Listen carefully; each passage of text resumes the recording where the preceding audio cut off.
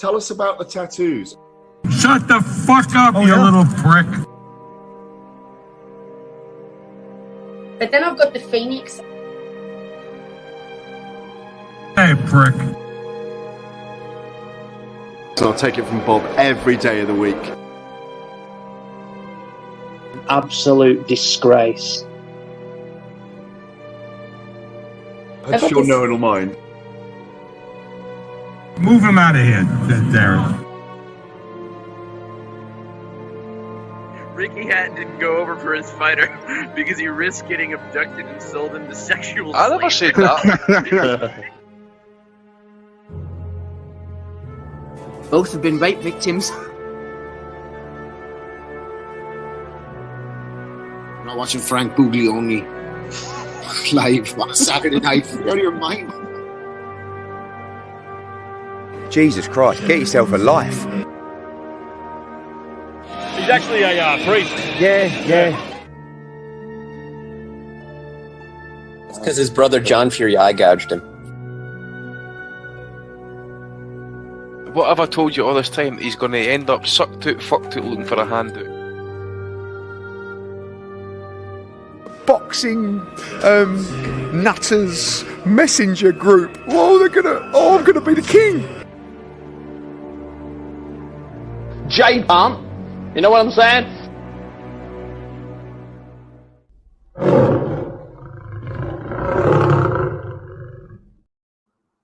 Well, hello everybody, and welcome to the 502nd edition of the Boxing Asylum NUTHOUSE podcast. I'm your host, Steve Wellings, and joining me on the panel we have, panel of two, Matty DiGialinardo, going live on YouTube. The worst panelist possible, too, Steve. It's like the people are getting fucked here. In the last month, they've had no episode, and now they've had me to go to.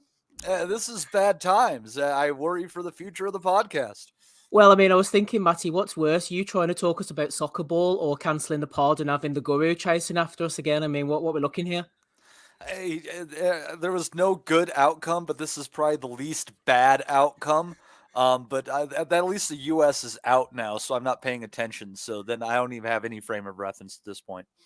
Absolutely not. Only a betting reference. Now, Andy is laid low with a virus, in case anybody's wondering. Now, we were worried earlier on that it was COVID, but thankfully he's done a test and it's not. It's just AIDS. So it's just AIDS for Andy. So he should be all right, Matty, coming back next week, hopefully.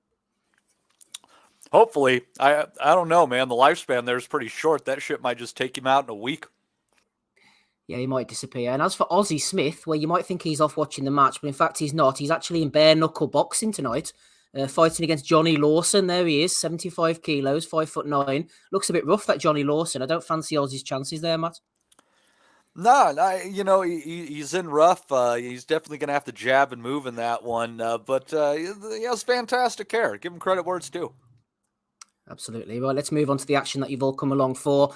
We'll give you a shout out in the chat shortly, even though the football is on. It's a strong live chat. We've got about 4,557 in the chat at the moment. So welcome to you all this evening. Tottenham Hotspur Stadium was where it was at last night. Friend of the pod, Danny Young, was there. Danny is going to try and jump on later and let us know what it was like. It looked like he was freezing his balls off, to be honest.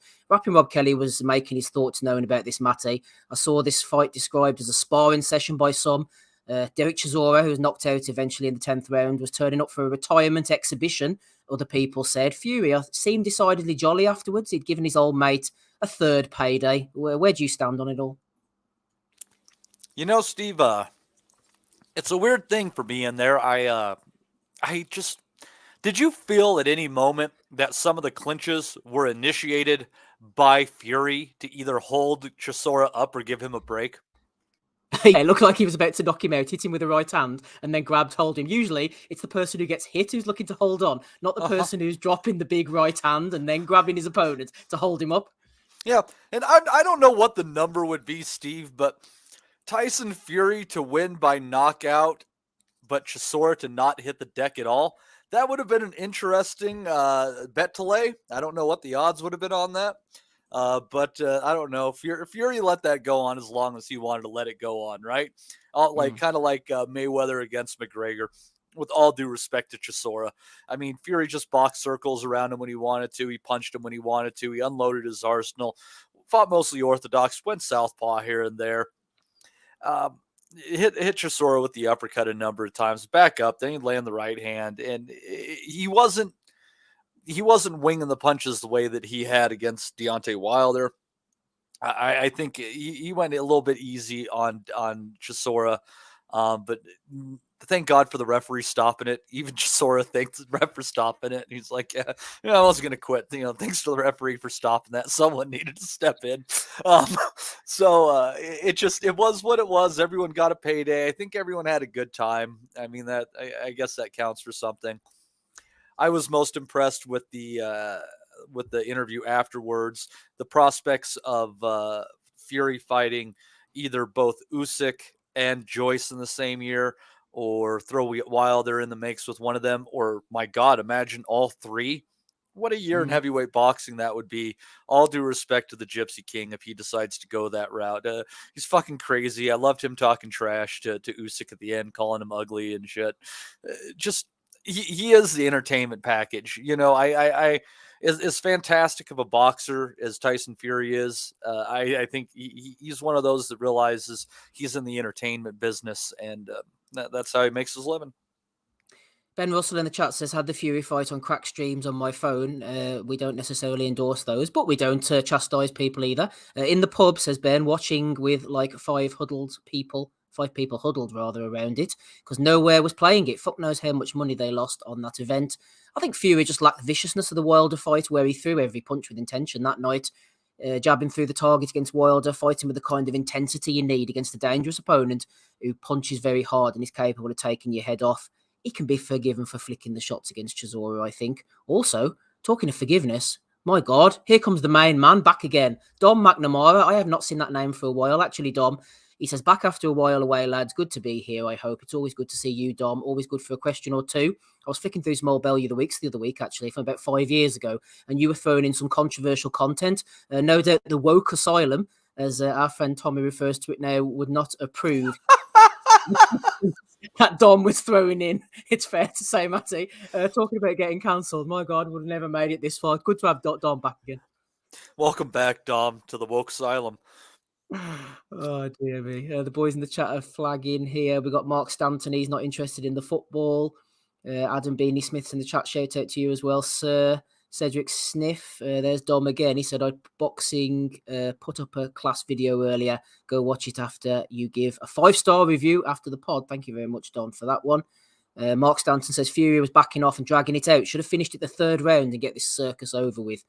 What about the weird altercations afterwards then, Matthew? You kind of alluded to it there. USYK got called into the ring. He kind of stood there. He was staring at Fury. Fury was trying to goad him in as hard as ever. USYK wasn't really biting. Then Joe Joyce appeared on the ring apron. Surprisingly, Joyce was the most coherent of the three of them. Which of these fights do you think we're going to see next? I think we're going to see Usyk against Fury next.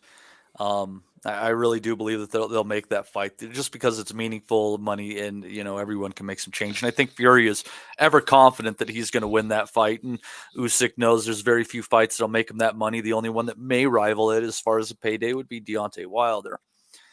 The prospect of a Fury and Joyce fight, though, Steve, God, I love that. Put Joe Joyce against any of the top heavyweights, and I'm tuning in. I'm curious if he can keep eating bombs from people, and if anyone can keep this guy off of him. He's such a fucking freak in the way that he can take punches and just keep plowing forward. It's Fury against Joyce. I mean, that is a battle of two very, very big men. And man, I am all over that one. I would gladly pay money to watch that one. Shut up and take my fucking money. Shut up and take his money. That's what Matty says to the bookies most weekends. Fight night scores are in the chat here. Evening Chap says fight night scores. That's Ton over there. Shout out to him and all the good work he's doing. Clouds Gaming says, anyone heard anything in regards to Fury's hand being broken? If so, won't he need 8 to 10 weeks out before committing to a camp? If so, February, March is unlikely. No doubt, Matty, you watched the ESPN version of the fight like I did. I was watching that version with Kriegel and Dre and all the lads.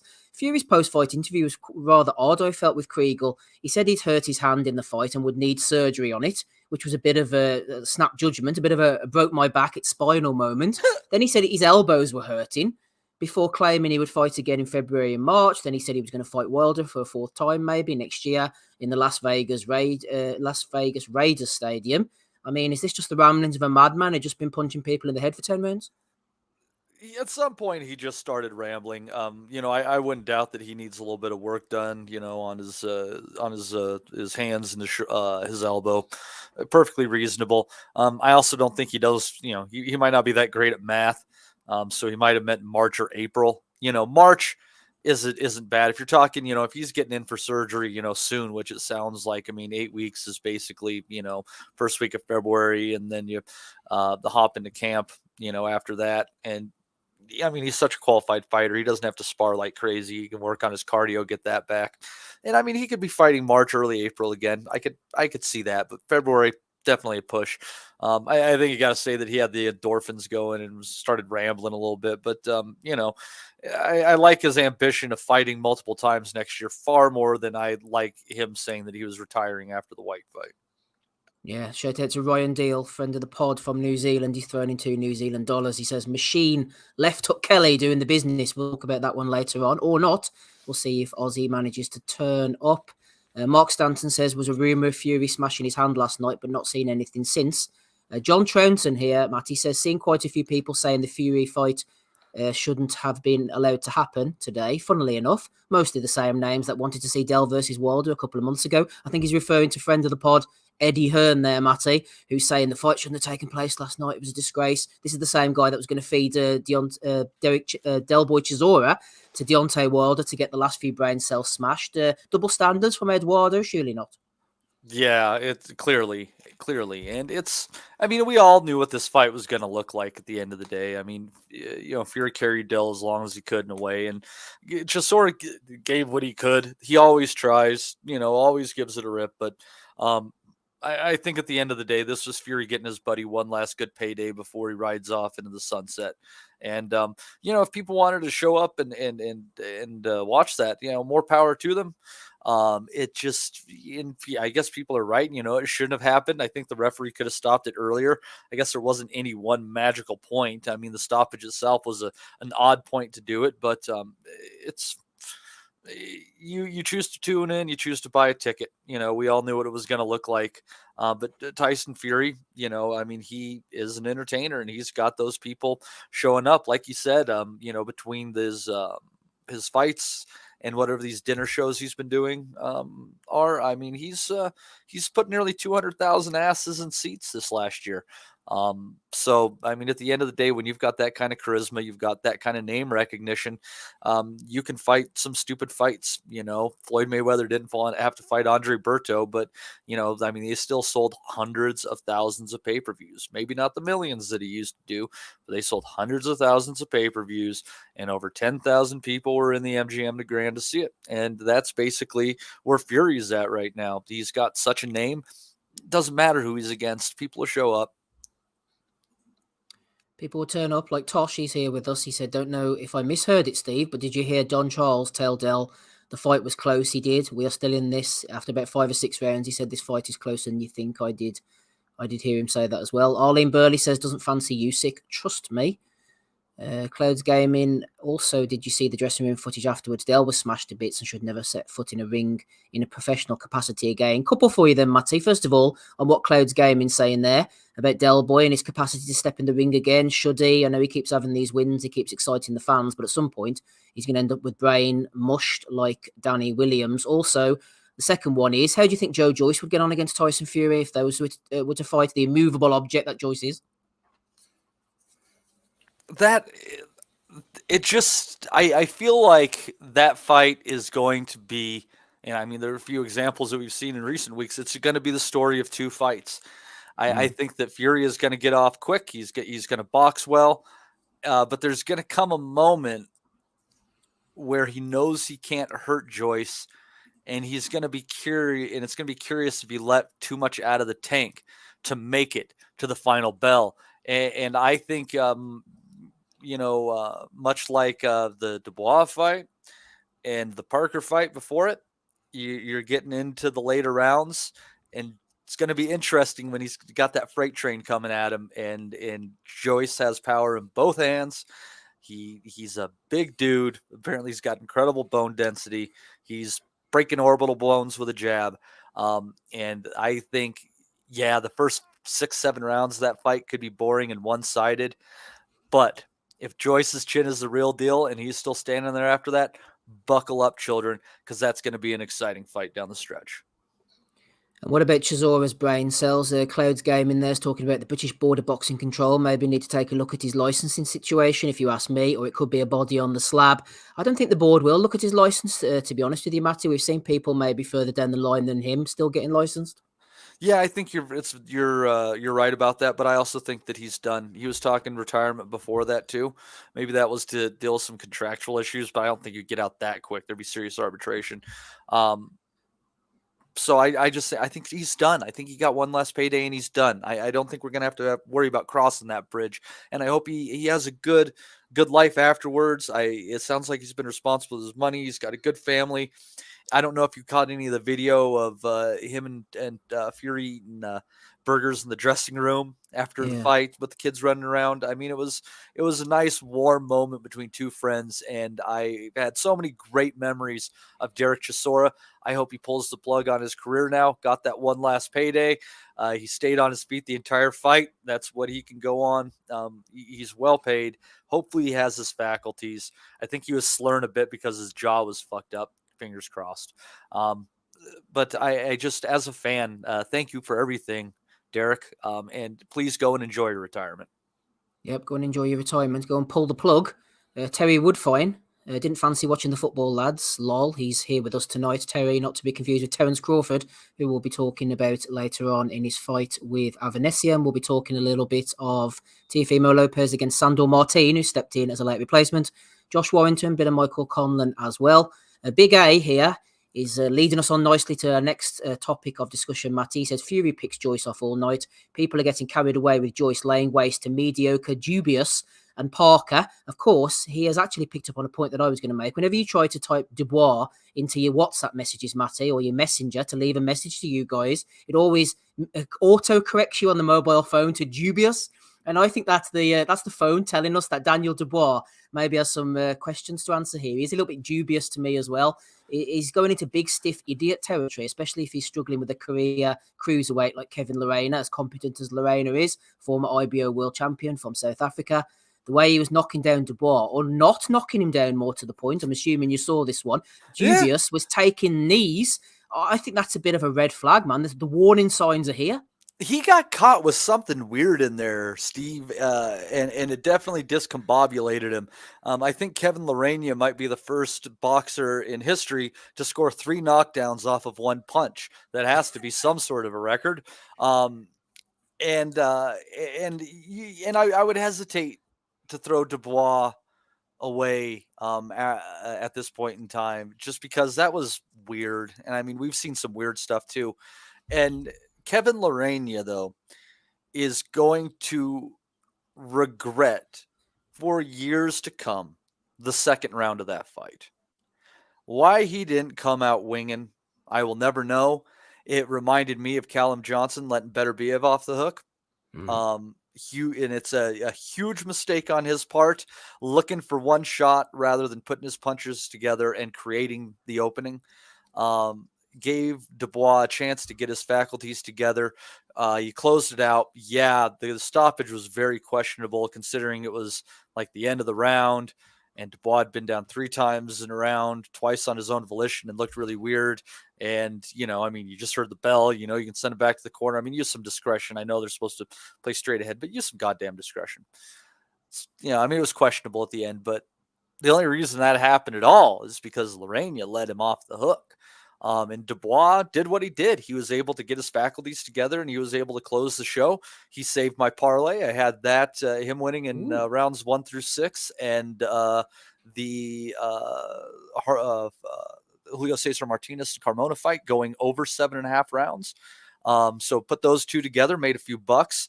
But that was a weird, fun fight.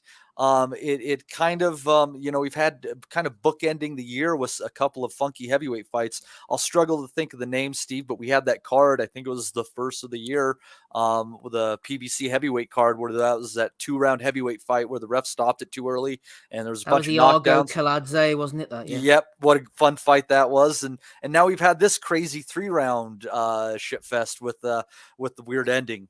So interesting year in heavyweight boxing on the peripheries, I guess, with a couple of odd, interesting, fun short fights with controversy. It is what it is. I think the ref definitely pulled the plug too early there, especially considering the bell had rang. Number 1 says Triple D, Daniel Dubious Dubois. Clouds Gaming says the third time in 3 fights Triple D has taken the knee. I know BLM, but my God, I think you are completely right, Matty, about that second round, because Dubois, his equilibrium was off. His confidence more than anything was shot. He was really afraid to throw shots. He was getting pushed onto the back foot, which we know he doesn't cope well when he gets pushed back. Joe Joyce did that with his jab. Trevor Boyan did it for about a round and then got himself knocked out. But Lorena gave Dubois the confidence that he needed, like you said, in that second round, by standing off him and allowing Dubois to jab his way back in, gain confidence, start letting the right hand go. And by the third round, Dubois had his confidence and his faculties completely back with him. Why on earth, as you said, Lorena stood off and gave him that confidence? It had such a weird vibe about it. I don't really want to cast aspersions or anything, but what on earth is Lorena playing at? I know you've made your feelings known, but he just gave Dubois the confidence. It was foolish, and I think it's almost like he was so confident that it made him so hesitant to pull the trigger. He was so positive it would be easy to hurt Dubois that he was just looking for that perfect shot, knowing it'll come when it would come, not realizing that he still had a 260-pound man who is a real puncher across the ring from him. It was just foolish on his part. He should have jumped on him. And these young guys, not even necessarily young guys, but these guys who are really looking for their shot, like him and Zach Parker and even though that fight was different, they're going to regret not seizing the opportunity when they had the chance. At the very least, a great show of heart. It goes a long way, and trying to seize the W goes a long way. And, in a sport where there's so many people who want it badly, those two, they don't. Kaiser Koba's going all out, no mess in the chat. He said the fight was fixed. The chat, once again, are second guessing me here. They're leading the way, Matty. I have this exact same point written down in my notes as Terry Woodfine. I got a David Price vibe. Big puncher, strong guy, comes forward, looks $1 million. Soon as you start to take his confidence away, his gas tank, start hitting with a few shots, start to push him on the back foot. Definitely a David Price vibe. So shout out to you as well, Terry. I agree with that one. Did you see anything else of the undercard? It wasn't the strongest undercard, Matty. I know on the ESPN they showed Ivan Mendy against Denis Berenchik. Saw that one. I'm not sure if Karol Itoma was on against Belushki as well. So, what did you make of the rest of the undercard? All I saw was Berenchik against Mendy. Berenchik put in a nice performance again. He won well. Mendy, he's pushing 40 years old. I think he's pushing 50 fights. Has never been stopped. That's a tough task. I think Berenchik did very well considering his time off, what he's been through with the Ukrainian conflict. He's just another reminder that even if he's not a Lomachenko or an USYK, these Ukrainian guys are just on another level with their footwork, and you're hard pressed to get yourself in a good position to punch against them. And what I thought was interesting about that on the ESPN broadcast that they brought up, Steve, was they're talking about as the years tick on by, just how revered that 2012 Ukrainian Olympic team is going to be. And they're absolutely right. When you think about that team, you're like, that's a fuck ton of talent. Yeah, a lot of talent on that one, definitely. Toma in the chat, Josh Ford is saying Itoma's brother, who's still an amateur, supposedly stopped Josh during sparring. He definitely looks talented, Itoma. He has a few nationalities as well, so I agree with that. Get the old passports going as best as you can. Didn't see Isak low myself, Matty. Anything else beyond Berenchik that you caught? If not, we'll move on. Nope, that's all I was able to caught that day, or catch. Nice tense there, buddy. Nice tense. Yeah, Yeah, very tense here on this Sunday evening, episode 502. Just me and Matty at the moment. Andy's been laid down with AIDS. It's good AIDS, though, so we should be back next week, hopefully. See, everybody, just I hate to cut you off, Steve, but I Go on. just need to do this because what the listeners need to understand is Steve's trying to storm through this episode, so we're the only two that get prediction league picks in, so he can pad his lead. You know, I see what he's doing here. He's just trying to move. You know, but don't you guys let him off the hook. The best way to slow Steve down, ladies and gentlemen, is to throw those super chats in. It's the quickest I've moved in a while, Matty, I must say. You overestimate me, but that's a good ploy, actually. I think I might do that now that you brought that to my attention. Hanging on by 4, Steve. You're hanging on by 4. I am also top of Joe Kennedy's prediction league. There's about 50-odd people in there as well. And they said Wellings couldn't pick his nose, Matty. Here he is sitting pretty at top of both of the prediction leagues at the end of the year. Boom. Boom. There you go. They can take that. Ain't nobody taking this fucking cheddar from us, right? Yeah, absolutely. Yeah, Dom says, let me know when you want questions. You can fire your questions in, Dom. I'm not sure if I'll be able to read them out or not. The YouTube algorithms these days are a bit stricter than back in the days of Mixler, but we'll try our best. What I liked about that is Dom phrased his statement as a question about questions. So that was interesting. Dom doesn't mess about. He's a good lad. He's from Cork or Limerick, I think. Dom, correct me if I'm wrong. Lithgow says the super chat tab has vanished from my YouTube app. I'm sorry to hear that.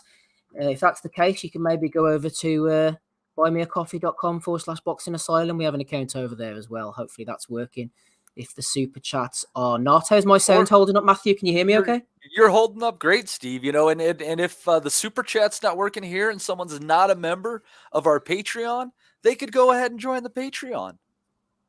Absolutely. They can do that for the cost of a cup of coffee a month, and they get to join the WhatsApp and talk boxing with Steve and the gang all week. I might even put that on there now that the election is over and I don't feel like my country's doomed at this point, maybe. So, you know, I'm letting it go a little bit, trying to breathe a little, live life a little more. So, yeah, I might just join you guys over there, and I'll give them my parlays in real time, and people can get their laughter up front. There we are. America out to the World Cup and they're fighting over elections. Matty's about to join the Boxing Nutters Messenger group on WhatsApp as well. Hell is about to freeze over as we move on here to Paradise City Plaza in South Korea. Just going to give this a cursory mention. We're not going to get stuck in because I didn't see any of the fights. John Riel Casimero is back in the ring, fighting in the ring and fighting charges outside the ring. He came to a second round, no contest against Ryo Akaho. It says on BoxRec in the second round, Akaho was punched in the back of the head by Casimero, accidentally, supposedly, and Akaho couldn't fight anymore, so it was decided a no contest. Casimero was also down in the second round. So it sounds like his comeback's going well. Also, Johnny Gonzalez. He's a filthy fucking fighter. He really is at the end of the day. And that's why I was shocked. That's why I was shocked he couldn't pin down Rigondeaux in their fight very much. I'm like, this is the time that you choose not to fucking hit people in the balls. Like, this is exactly when you should hit people in the balls. Anyhow. That's the timing. Exactly. Johnny Gonzalez is 69-12-1 now after losing a majority decision to Takuya Watanabe. So if we'll see Johnny Gonzalez in the ring or not, we don't know, but good luck to him going forward. One of the best punchers of his generation, Steve. I mean, he was a brilliant honestly, puncher, yeah. Yep. Him, Randall Bailey around that time, also a great puncher. You know, he just didn't let his hand go enough. And I'll tell you, I've always thought that if he would have put his punches together more, Kendall Holt would have been one of the best fucking punchers of his generation. I mean, he shook Bradley. He put him down twice, and Bradley is fucking great beard. Yeah, Kendall Holt was a great puncher. Absolutely. He's into the horoscopes these days and the star signs. But as for Gonzalez, didn't he go out to Japan and bang out Hosumi Hasegawa? Yeah, he knocked out Hasegawa in Japan. I think that's when Hasegawa was running pretty hot. And I think Johnny might have drilled him out of there in like a round. And you know, and he would like go away. He'd lose a fight and he'd work his way back up and people would write him off. And then he knocked the Abner Merez out in a fucking round. You know, like the guy was a great puncher. And honestly, you know, if you really want to troll his box rec, one of the better resumes in the sport in the last 20 years, for sure. He certainly was. Talking to big punchers, jumping on the call here. It's only rapping Rob Kelly. Evening, Roberto. You're right, Steve. The two hands. What? That still works, but they still work. We lost you a bit You there, broke Rob. up there. Matty, he said talking of big punchers. Big punchers. No, you talking broke about up. Matthew. It Keep was up, will you? it was the breakup in your audio, not your content that I was confused by. Hold on. You can hear me or no? We can hear you now. I'm out in the sticks. I'm out in the sticks. I'm out in the sticks. Sorry, Matty. He was talking about big punchers there, so I was just saying my two hands are still working. If anyone's wanting to know. Well, here, Rob, you might be the prime next candidate to go in with Derek Delboy Chisora because he's carrying on fighting, apparently. What? I think I'd have a chance based on last night. Hold on. Do you want me to call back in a few moments? Hold on there. I'll call him when I'm in a bit clearer. Yeah. No worries, dude. That'll do. Rock and roll, Kelly. We're such a professional operation. People just jumping in and out. Tawny flushing the toilet.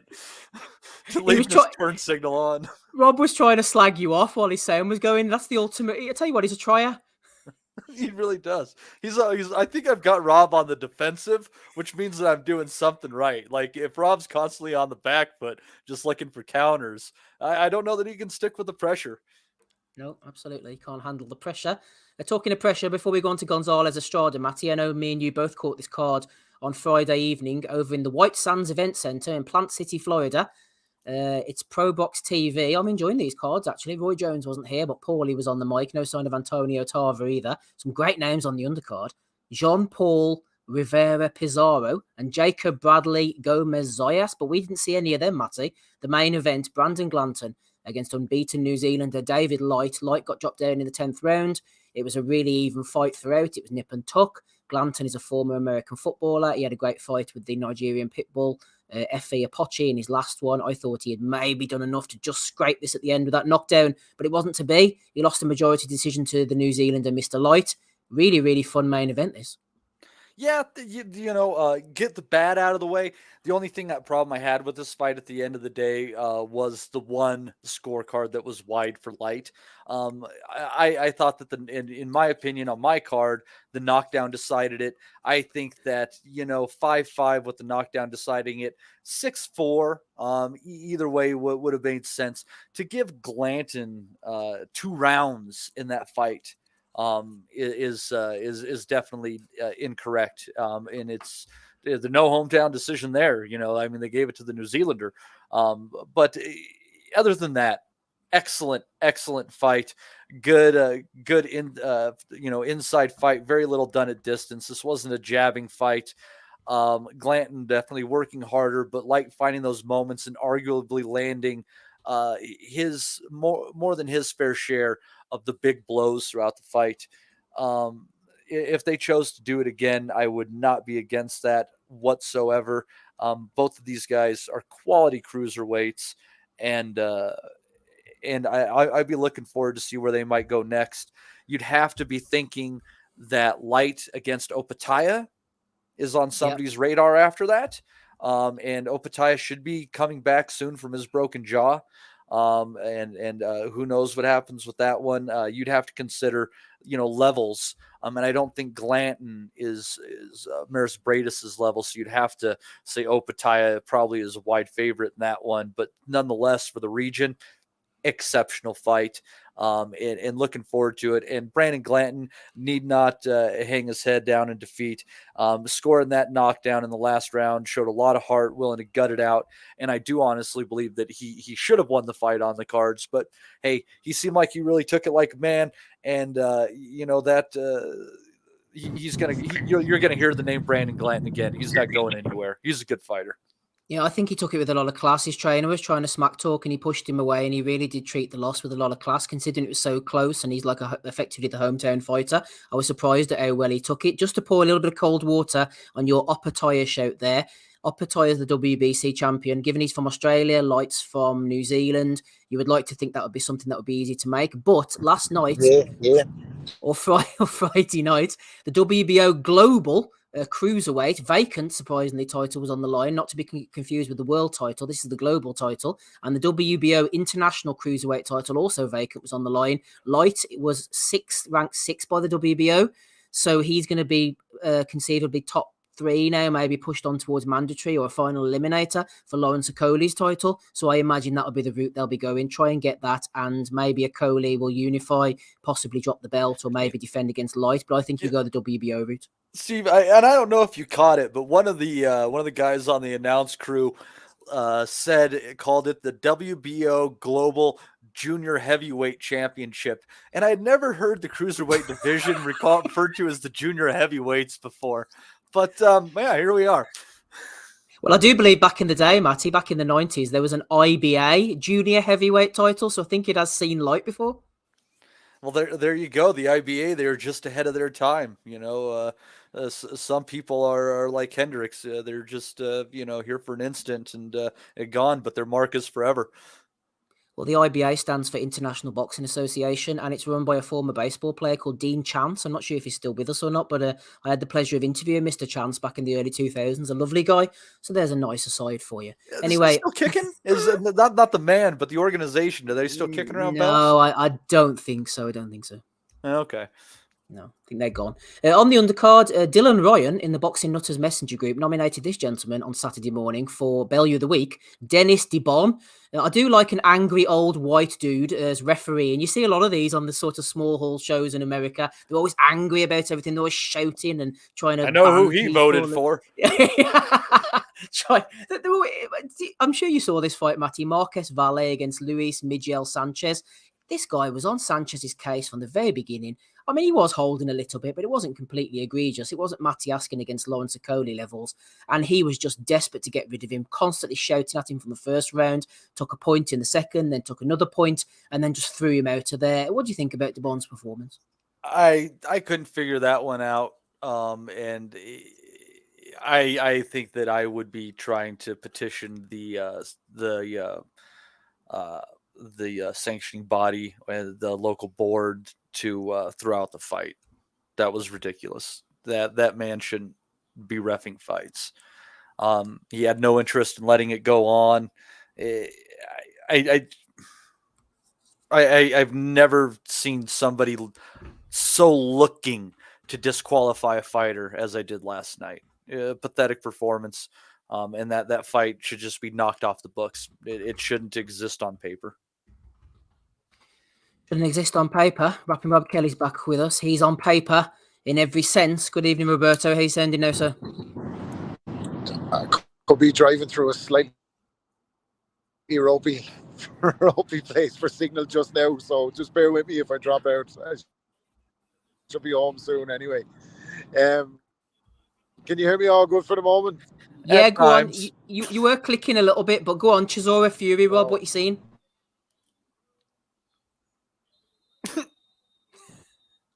Rob, you should probably hop off and wait till you get home. We won't have. Yeah. We've lost you, Rob, again. Yeah. Don't worry, Rob. We won't have the prediction league without you. Go home. We'll catch you when we can hear you. Yeah, he's gone. Okay. Oh well. So yeah. anyhow, right, we've slated the referee. We've gone through Fury Chisora. We're going to try and get Rob back on as soon as we can. Anything else that you caught? I know Kelvin Davis, and not to be confused with the former cruiserweight Kelvin Davis, got a knockout win over fellow unbeaten Jalen Hill. I didn't actually see much of that one, Matty, apart from what was going on in the background. I didn't catch that one. There was another fight on the undercard I did catch where I believe it was a split decision. I think God, I'm struggling for the guy's name there. This yellow hair dude. He kind of looked like fucking Abraham Nova in the way that he did it. I don't know. Speaking of people that are ahead of their time is Jean-Mac Mormac, man. That's fucking everybody's looking like this guy now. That was the good fight. Underdog won on that one. I guess, like I said, that was on Friday. Sorry. I didn't have to host it and take my notes. But the one thing I'll say, I guess, at the very least, is there was no real favoritism towards the fighter who was favored to win, be it by location or by record. And the judging was altogether more fair than in most contests. I mean, I will definitely give the card that credit for sure, is that I think aside from that ref, the people in charge of the fights, great job. Great fucking job. Great job indeed. If anybody wants to jump on the call and talk about Fury Chisora or Josh Kelly against Williamson, or maybe the fight coming up next week with Warrington or Conlon, then you can. I've thrown the link in the chat. Danny Young was there last night. He jumped on the call and now he's disappeared. We're having a bit of a nightmare tonight, but we're going to fight on through. You know, that's the way things Can you hear work. me now? Can you hear me now? Yeah, we can hear you now. Go on. Yeah, so anyway, Fury Chisora 3. Look, it was a very disappointing spectacle. Team Fury are doing their best, as they should. Freezing cold against a fella that he beat to within an inch of his life 10 years ago, when he wasn't even in shape. Now that he's the best version of himself. I thought it was a fucking glorified spar. I thought many people have correctly kind of observed online that Fury was pulling shots last night. Like, he pit-patted with the jab, he flicked it out, he didn't fucking punch through it like he did in the Wilder fights. He carried Chisora. The corner should have pulled Chisora out, or the ref should have pulled him out. Like, Victor Loughlin was complaining to the fucking corner to pull him out. Well, why didn't he stop the fucking fight like a round or two earlier? It's up to him. He could just wave it off anytime he wants. I know they say Derek is a warrior and all. Come off it. Like, fucking 5 out of his last 6 fights he's lost. He had never had chance of doing anything to Fury. And once they got a past 6, it just became a horror show to watch. Like, he wasn't, you know, he could have been worse. Like, as I said, I think Fury pulled a lot of the shots. He carried him as far as I'm concerned. But it was what it was. I mean, Fury got rounds out of it. Chisora got his pension fund. We've seen it now. No need to fucking dwell on it. Let's get it on. I think Fury knows what it takes to sell fights. You know, he called the rabbit, as he called him, USYK, up to the ring apron last night to try and get that fight sold next. And I think that's the fight he really wants.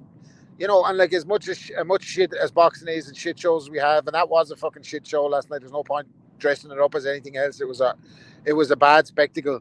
But Fury versus USYK for all the marbles. As much fucking shit that gets attached to every Fury spectacle with the negotiations with AJ and USYK can't fight now and he fights again, this, down, blah, blah, blah. If that fight gets made, it's the 2 best guys in the division fighting it out for all the marbles. So I want to see it for 2023. I won't hold my breath. We wait and see. It's nice that he's given Joe Joyce a shout out. Genuinely don't think that fight will happen in the short term or the longer term, actually. Thought one of the most kind of obvious things last night is that it basically highlights the fact that Joshua's out of the picture. You know, Ed really has to go and negotiate this Hrgovic situation out to put AJ some way back in the frame to pick up a strap and put himself back in the mix, because the mega fights are going to be made with or without him. You know, Fury just done 60,000 fighting fucking Derek Chisora like in December.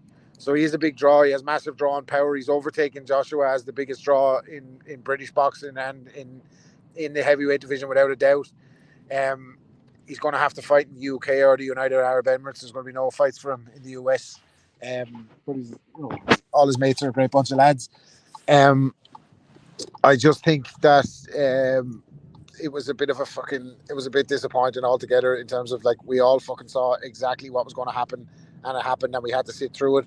Hope Del Boy Chisora is okay. He shipped it another heavy night. He'd really, really, really want to be thinking about hanging it up at this stage. Like, he's 5 years overdue. He's probably made as much money as he's ever going to make in the sport, and now he's just taking hidings, like, and there's no need for it. Even the fight that he won against Pulev, like, he shipped heavy shots that night too. So he's been a great, I wouldn't say a great, he's been a good fighter over the years. He's been great entertainment over the years.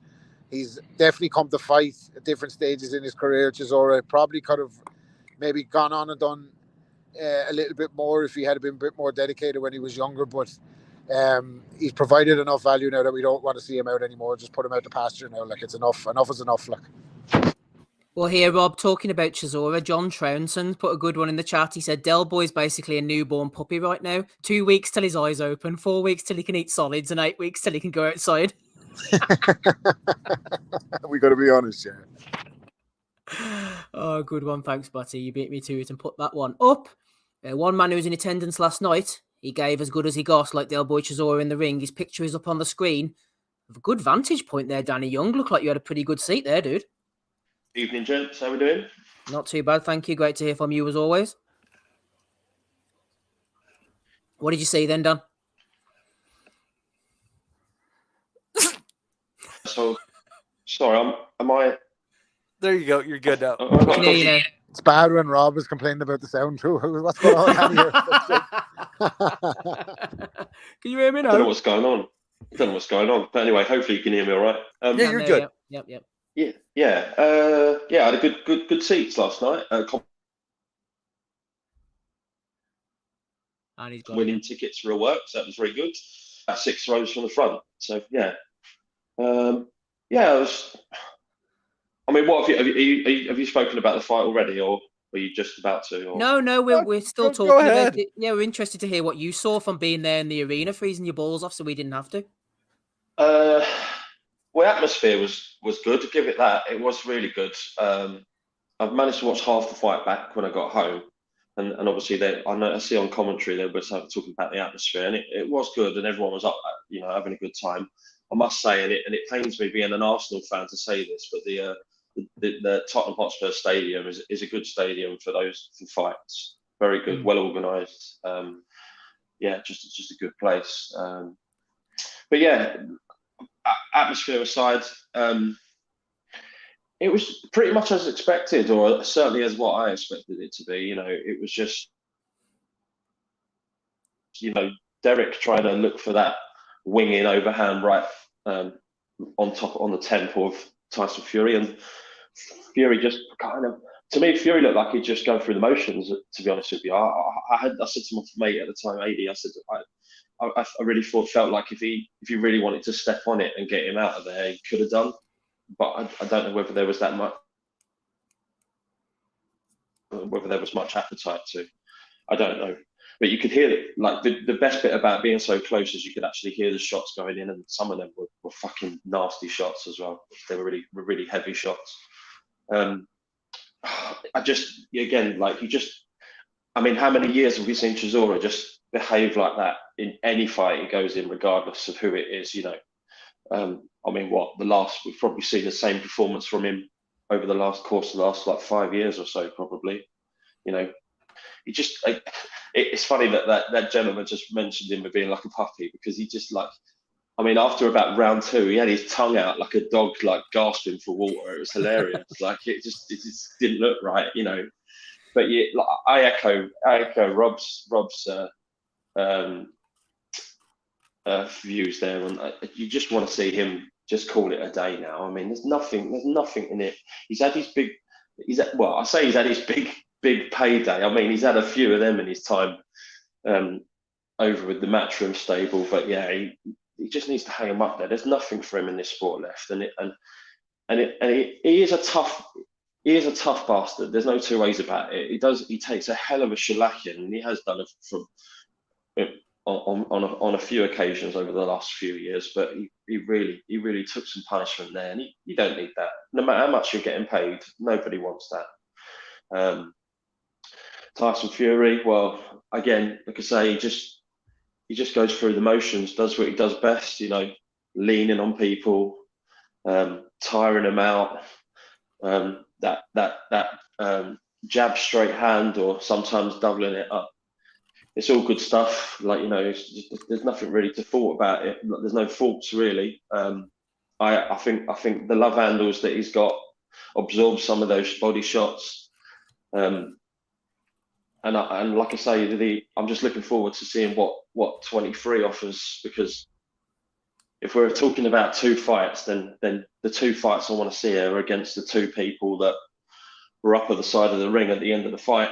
What did you get to see of that, Danny? What was it like from your vantage point? What was going on? I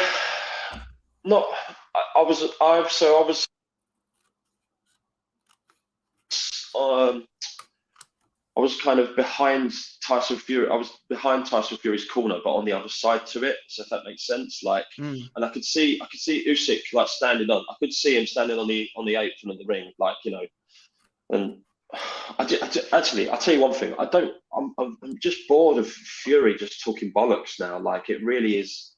I mean, I know a lot of people have been saying it for a long time now, but it really is. He waffles on nonsense, And I think he's very disrespectful as well. I mean, I got offended because he called Usyk a gap tooth, whatever it was, mug or something like that. And I thought, well, I'm a bit gap tooth myself, you bastards, anyway. But yeah, so I just want to see him fight. Stop talking and just fight. You know, I honestly don't think that fight last night took much out of him, and for that reason, they need a quick turnaround. Unless I know something, or I don't know anything.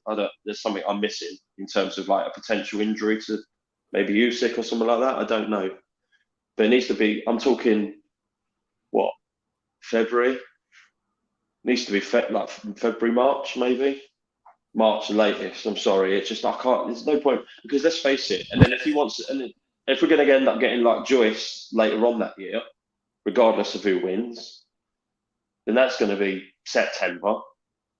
Surely there's going to be a fucking rematch clause in that Usyk one as well, so they probably have to fight twice before Joyce even. That's why I don't think that Joyce fight is going to happen. But I agree with you, Danny. Like, it's like, how many times are we going to have to hear now? Sign the contract, you big dosser. You're the rabbit. You like.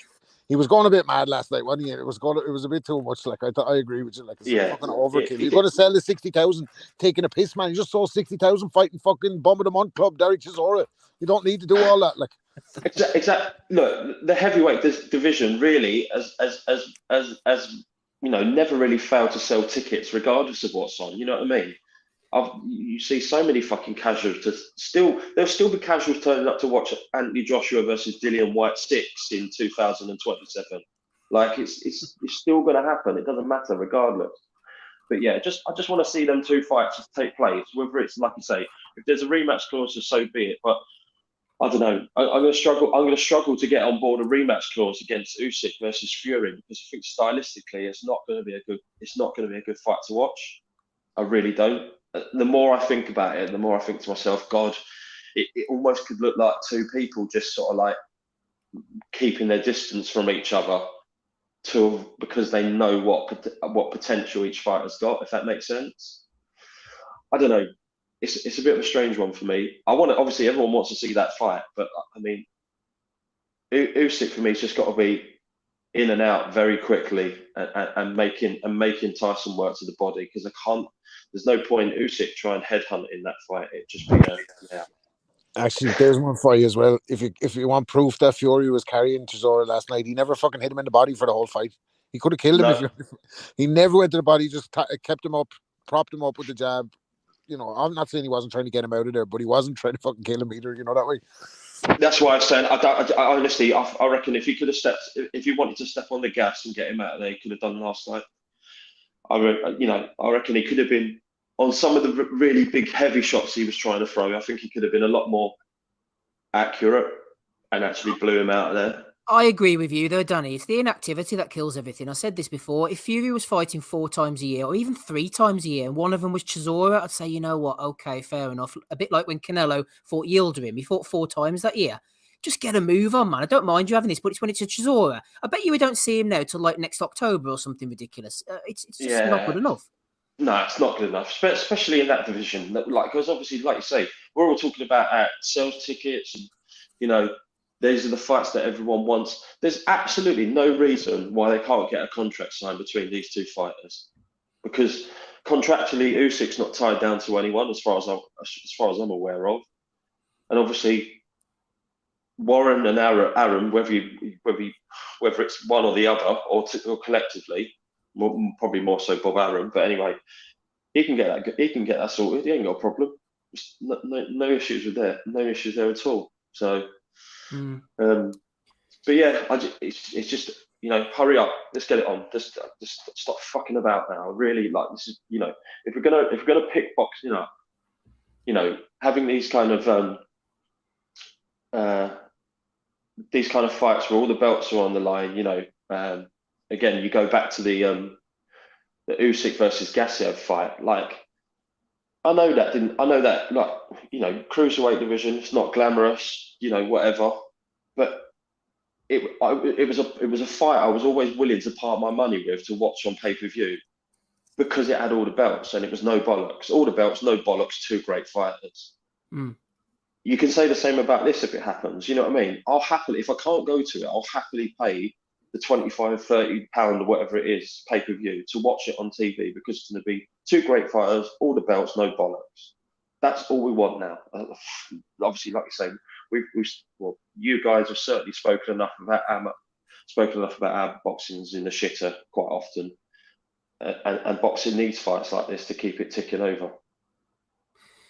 Danny, just a quick one before we let you go on the undercard. What about Daniel Dubois? From what you were saying, is he in danger of slipping into big stiff idiot territory, or is it just a one-off? Oh, yeah, I'm really worried about that.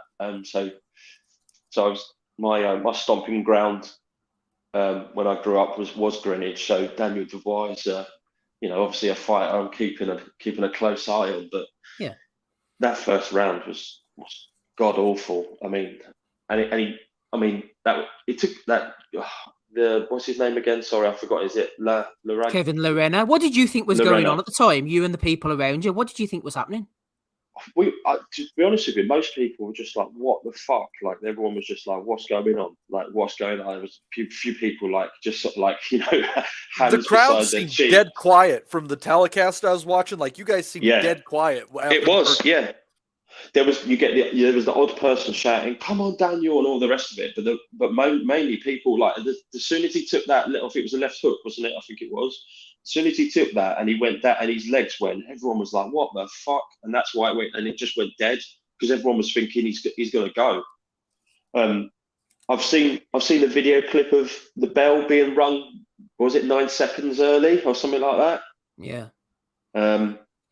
Obviously, I didn't see that at the time, but that's naughty. And then I really had not panic, but when Dubois got to his corner, he looked like he was shaking his head as if to say, "No, I'm done. I can't do this." And obviously, I haven't seen the fight back yet to see what because I'm assuming McGuigan had said something to him pretty quickly to get him back up and going again.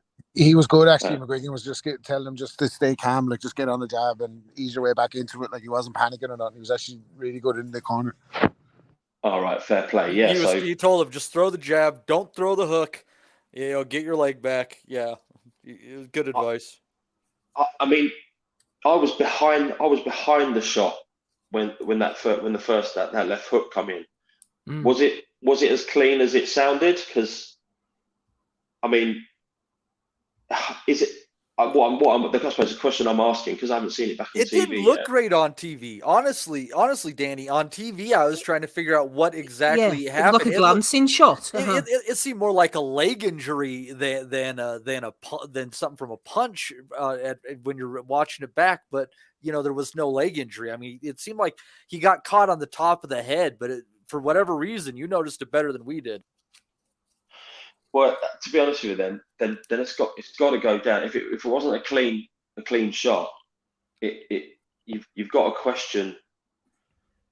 I suppose you've got to question the chin, haven't you? Really? Absolutely, yeah. Because you can't. I mean, his legs absolutely went. He was a fucking sack of spuds after that. He couldn't stand up. He couldn't hold himself. He was gone. He was absolutely gone. There's talk that he's done his ACL, but I don't know if that's damage control after it. I tuned in just after the first round, and when I saw him coming back into the fight and heard he was down 3 times, I was saying, like, Jesus Christ, he's got massive balls to get himself back into this fight. But then when I look back at the first round, I was like, is there fucking something up here? Like, is there elements of like self-doubt with the wall, like massively, that way? Like, is he going to unravel, or is it that like what Ozzy always says about him is that he's been good, but he's been fighting guys that he's been so overmatched against. They were keeping him active, but like he's been beating like Fujimoto and all these guys. Like, is it when he gets tested then that he hasn't got it? Like, obviously he comes out last night with a win, but there's question marks over the win. He doesn't get the three knockdown rule didn't apply for the WBA for the first time in history. They stopped the fight. They stopped the first round 9 seconds early, and then the ref was very, very quick to jump in when Lorena was actually had fire back and fucking I felt hurt him in that exchange just before he jumped in. They were very, very quick to stop the fight. Obviously, we don't want to see fucking fighters get hurt. It's Daniel Dubois, he can really punch, but I thought they gave Dubois such a benefit for the fact that they fucking gave him 9 second rest to get him through the rounds. Like, I would have thought it'd be fair to let Lorena continue a little bit longer. He did land a good left and off the ropes in there, Rob. You're right. It pushed Dubois back. I mean, fair play to Dubois for jumping back on him, but he landed a fucking smoking left hand in that exchange. I agree. I thought the stoppage was fucking bang out of order because if I remember rightly, as the count was going, the bell went, and I think there was at least a good 6 or 7 seconds. That's it. You're right. Yeah, them, Howard Foster. of them you know, and he was already up on his feet and he was standing there and he looked, to be from where I was sitting, he looked pretty steady on his feet. It didn't look like he was shaking. They could have given him the benefit of the doubt, let him get back in his corner, give him that, let him have that, you know, that time out, and then see what he looked like when he came out for the next rounds. So I thought it was disgraceful, really, the reffing on that. It was really, because like when it finished, actually that's the main point of the night. The two main fights, the stoppage, the finish on both of them was just piss poor. Like, and I get that the referee stopped the Chisora because he said, if I don't see you throwing, that's, you know, I'm going to wave it off, and that's fine. But it's just like when you know, I'm sat amongst people that have paid over $1,000 to sit there. If that was me and it was my money, I'd be fucking fuming. Do you know what I mean? I know you can't always get the big KO knockouts, but you really needed Victor Loughlin for the Dubois Lorena fight and Howard Foster for the Chisora fight. You would have stopped it straight away. Yeah, that would have been a better. Depends who's in trouble, though, doesn't it? If the house fighter or whatever it is getting knocked all over the ring, they'll wait and wait and wait. But if it's the journeyman or the opponent, then they'll jump in quickly. I suppose that's just the way of it. Going back to, I think was it Rob's point about Dubois being in with like shite opponents up to this point, like that. I suppose sort of like just momentarily slipping away from this fight. That's my concern about the Yard Peterviev fight, because there's no way he's ever fought anyone in that caliber. And they can say like, oh yeah, well, you know, when he fought Kovalev, like, you know, he wasn't that caliber. Kovalev was a shot fighter at that point, and we all knew it. He'd been on the booze at least a good, you know, 18 months before that fight, heavily drinking. So yeah, the Peterviev is a different beast. I really have concerns about Yard in that fight. Me too. Did you see him in the head-to-head? You see the size of Peterviev's head compared to Anthony? He's got a head made out of fucking concrete, that lad. It's terrorist. I don't know. Looks like it's been fucking chipped away, like out of a mountain, like the side of Mount Rushmore or something. His fucking head. Yeah, he just looks like a nasty fucker, man. You just want to meet him in a dark alley. Do you know what I mean? If he turned up and said, "Give me your wallet," you'd be giving him your wallet, your bird, your car, your house, everything. Like, yeah. But are you going to that fight, Dan? Are you going to go to that fight? Are you? I'm hoping to. Yeah, I haven't got any tickets yet, but I'm hoping to get some strings pulled for me. So yeah, fingers crossed I do. Yeah, but yeah, ultimately it was a fun night out for me because I didn't have to pay for it, so it was great. But yeah, like it was a bit disappointing the results, not the results, but the finishing, should we say? Yeah. But you know, these we roll on and we just wait for the big fights now for next year, hopefully. Exactly. We go again. Dan, cheers for coming on, brother. Good to have you as always, man. No, that's all right. Cheers, Steve. I'll leave you to it, boys, but thanks very much. And cheers, all the best. Catch you again, Dan. Thank you. Cheers, mate. Good stuff. There's Danny Young there. He was at the fight last night. He is also the occasional host of the Boxing Nutters call-in. So if you want to jump in, come to patreon.com/Boxing Asylum. And Danny will meet you behind the mic, doing his best as always. Right, Matty, let's get back over stateside to the Gila River Arena in Glendale, Arizona. I bet it's nice and warm there. Juan Francisco Estrada with a majority decision win over Roman Chocolatito Gonzalez in the main event. We've seen these two throw down now for 36 rounds. Are we any clearer, Matty, onto who is the better man? You know, Steve, I venture to say not really. I mean, they mentioned a fourth fight, and it'll be interesting to see. And if you would have watched the first 6 rounds of the fight and just been like, I'm going to turn it off, you would have thought that Gonzalez had gone over the hill and that Estrada was going to walk that one home. But then Chocolatito just turned it on in the last half of the fight, and were it not for that last round by Estrada, we would have had ourselves a split draw. You know, considering how close these guys have fought 3 times, I think it would have been completely fair to have a draw between the two of them on there. It almost seems reasonable that they end up being 1-1-1, and just called it that, because these fighters are so incredibly well matched. It's hard to put into comparison. I mean, Vasquez and Marquez would be the best comparison. Their first 3 fights. I mean, that's how closely competitive these guys are.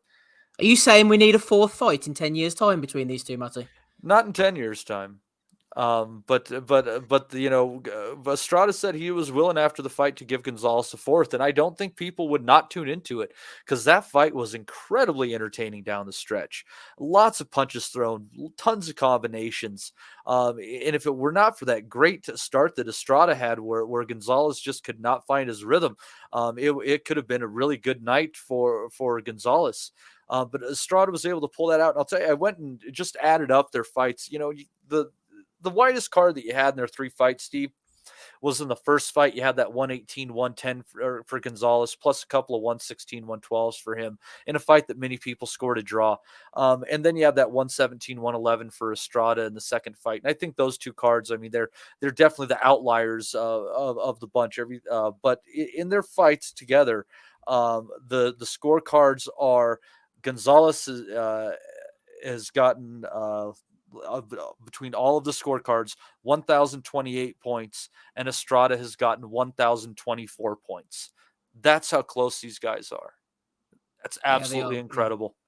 No, it is absolutely. I thought that Matty Gonzalez, as you said, started off slowly, came back into it in the middle rounds. He seemed a little bit sluggish early, maybe like Father Time was catching up on him, or almost as if he was slightly flat. Like they said how hard he'd trained, and I thought he might have left something in the gym, but he fairly got warmed up, and then he got into the groove by the final stretch. I know that circumstances were different, and this isn't a completely fair comparison, but it almost was reminding me a little bit of Lomachenko against Teofimo Lopez. One guy starting off fast, the other didn't look great for whatever reason early on, came back into it, and then the original fellow had a really good 12th to kind of seal the deal. Yeah, like a switch goes off in their heads, like, oh fuck, that's right, I'm gonna fight. Yeah. You know, and then they make it competitive. And that's actually a really good comparison, because if I recall, Teofimo Lopez scored that last round and basically sealed the deal in that one too. I don't know what he was thinking early on. He did seem to find something around the 6th, 7th round, but yeah, a little too late with Estrada picking off the last round. But I would absolutely watch these guys fight again, Steve. Both of them have been a couple of my favorite fighters over the last 10 years. I think if you look at Gonzalez' depth of resume, you have to be thinking that he would definitely be one of the top 10, 15 fighters of the last 20 years. You know, the guy is really that incredible.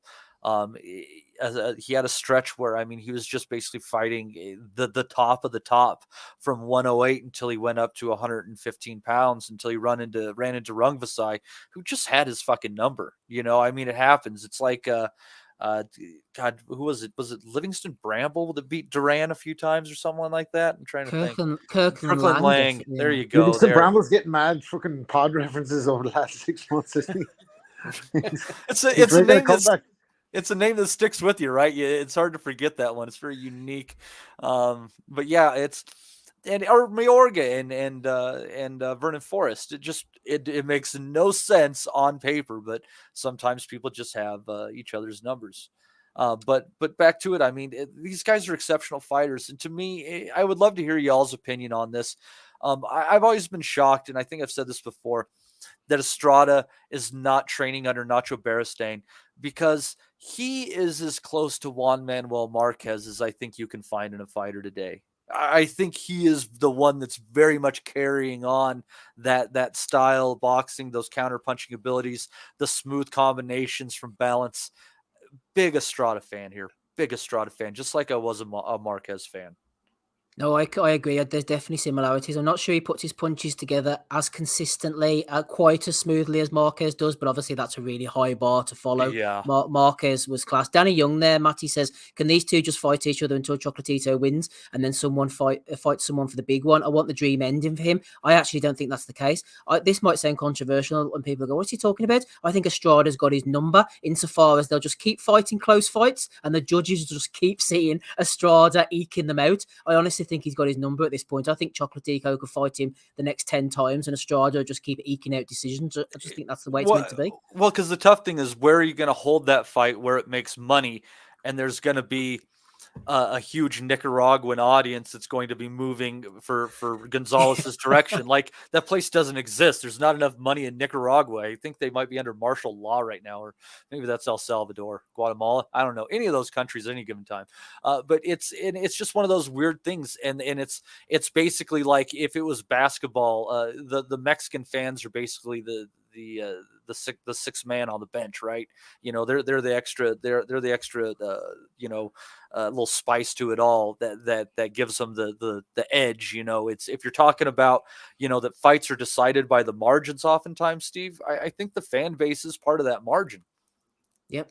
Completely agree. Rapping Rob Kelly, Andrew Walsh said on Patreon earlier that Estrada 117-111 was an awful card. It was a draw or a close Choco win for me, says Andrew Walsh. I thought Estrada won the fight, to be honest, but it was definitely closer than that 117-111.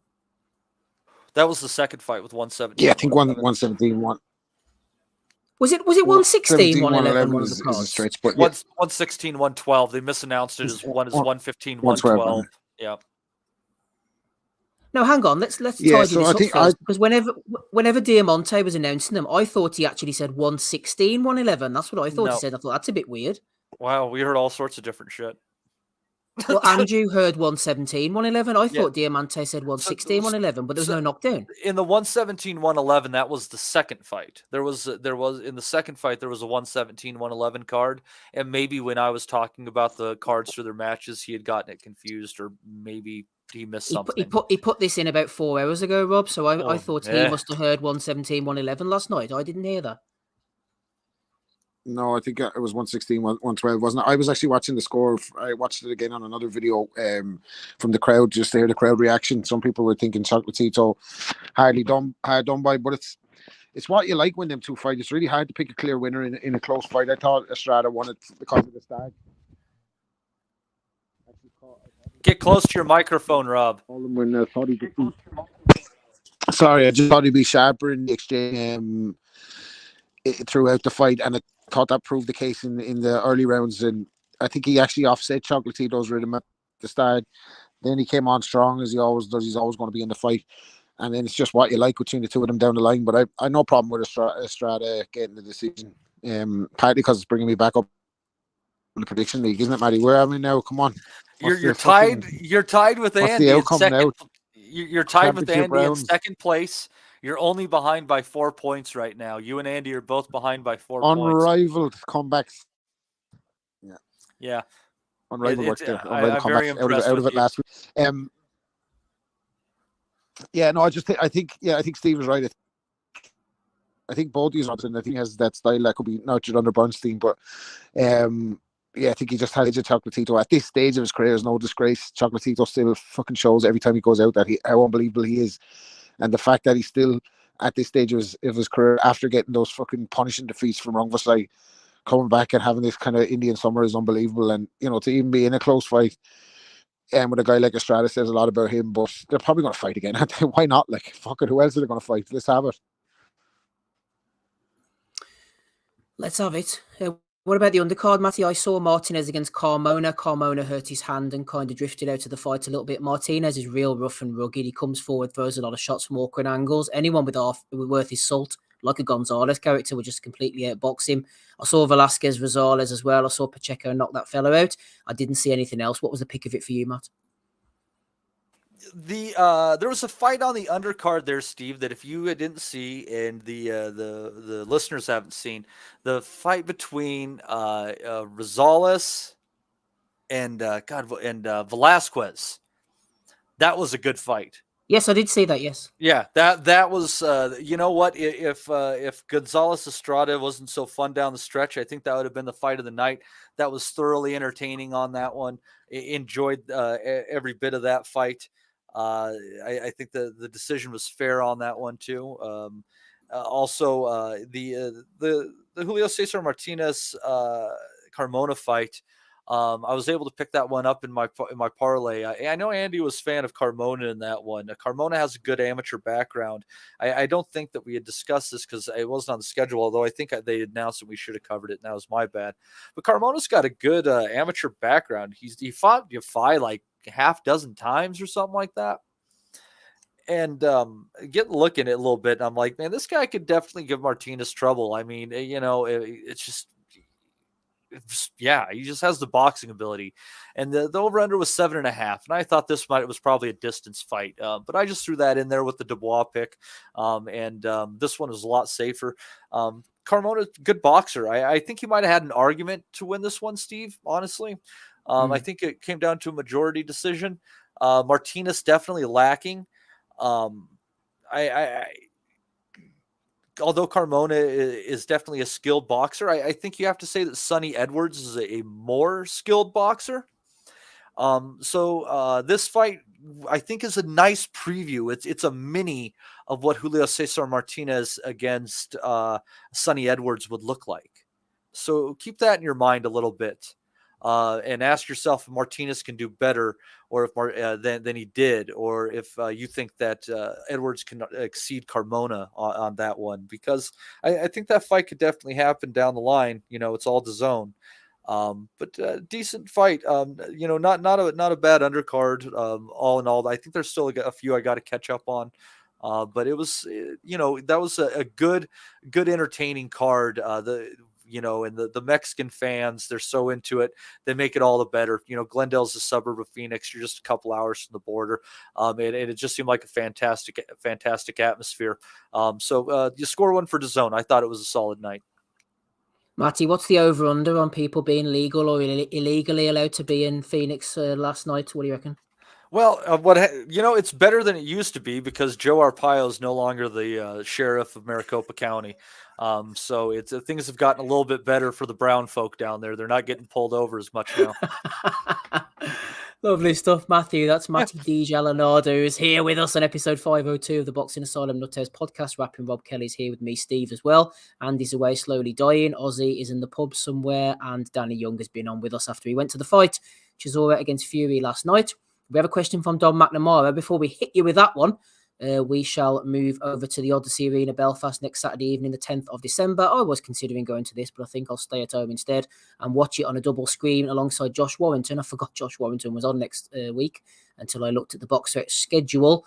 Liam Taylor going in against Tyrone McKenna on the undercard. Graham McCormick against Fergus Quinn. Lewis Crocker's there. Podrick McCrory, the recently crowned IBO champion. Kurt Walker's going in against Yader Cardoza, who fought Jamie Conlon in a cracker a while back as well. The main event, though, it's what it's all about, rapping Rob Kelly. I think it's the fact that Michael Conlon's opponent over 10 rounds is Kareem Guerfi. I went to the Mariaga fight because I thought that Mariaga's been at world level. He was a bit of a puncher. He had a bit of a chance. I don't really give Guerfi much of a chance. And with Warrington being on the same night, I've given this one a bit of a duck, actually. Conlon against Guerfi over 10 rounds, Rob. Is it getting you excited? Is it getting you going? Yeah, not really. No, not really. I think Mick is looking to stay active after the Wood defeat, which is good for him. He's back on the horse or whatever, getting results. It has a bit of a unanimous decision to Conlon feel about it. Like you'd like to see him put the foot down and get this guy out of here in explosive style to get his name back in amongst the kind of top guys in the division, maybe get a crack at Wood again. That's definitely a fight I'd love to see again. Maybe they could bring it to Belfast this time. Wood, I think, is looking in other directions, isn't he? There's Santa Cruz, some kind of Santa Cruz fight there beckoning for him. There's other options maybe. So Mick has to kind of have these fights to put himself back in the mix. But again, I really want him to stop this guy and take him out of there. Don't stand on ceremony. Make it exciting for the fans and deliver a stoppage. I don't think a 10-round workout against this fella is doing anything other than kind of bringing him back to Belfast for a welcome home party. Like, so hopefully the guy comes to fight, makes it exciting, and brings something out of making it and get a stoppage and get him out of there. Interesting comparisons on the night, Matty. This will be going up at the same time, as I mentioned, as Josh Warrington against Luis Alberto Lopez for the IBF World Featherweight title. They haven't been able to draw a conclusion between Mauricio Lara and Warrington, so they've got a bit of a Poundland Lara coming in here in Luis Alberto Lopez. Absolutely beat the shit out of poor old Gabe Flores. I feel sorry for that kid every time he gets battered. He knocked out Isaac Lowe as well as a split decision win over Andy Vences, which is a good win, even though Vences was a one-time prospect who's fallen off the wagon a little bit. He's on a real good win of knockouts. Warrington, we last saw him out against Kiko Martinez, knocking him out. Before that was the back-to-back Lara fights. Where's Warrington at here, Matty, do you think, at the moment? And can Lopez spring the surprise? Because I have a little feeling that this is going to be a real handful for Josh next week. Yeah, I haven't looked where it's ended up at, Steve, but Lopez was only a slight underdog with the books. I don't think they're writing him off in this, and I think that they still have a lot of questions about Warrington. So it's definitely kind of close to a pick'em fight. I'm hunching towards Warrington on this one, just because I do think that Mauricio Lara is an impressive fighter.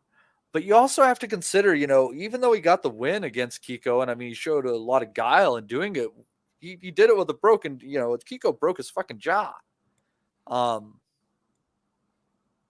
It's the guy's gonna get hit. It's all a matter of how he handles it. And like you said, Luis Alberto Lopez can crack. So man, I don't know. I think I might be talking myself away from Warrington. I'm in, like I said, I'm in pure catch-up phase, so I'm going to let you and Rob rip it. But first, this is definitely a prediction league pick fight, because this is a good one. This is a nicely matched fight. I'm going first. I'm going for Luis Alberto Lopez, KO 9. I think that Warrington, he's a powerful boxer, and he obviously has the work rate. He can keep people going on the back foot, but I think Lopez is on a really good run. And even his 2 losses are kind of impressive, quote unquote. Majority decision against Abraham Montoya, who's not a bad boxer, and a unanimous decision loss to Ruben Villa, who you might remember pushed Emmanuel Navarrete pretty close for the world title last year. It was only by virtue of the fact that Navarrete dropped him a couple of times and just had the edge in power. Every time Villa kept on coming back in the rounds, Navarrete would just catch him with something and hurt him, and that was what it did for him. But the fact that Lopez went the distance with him, and he's on a really good winning streak, I think he's buoyant.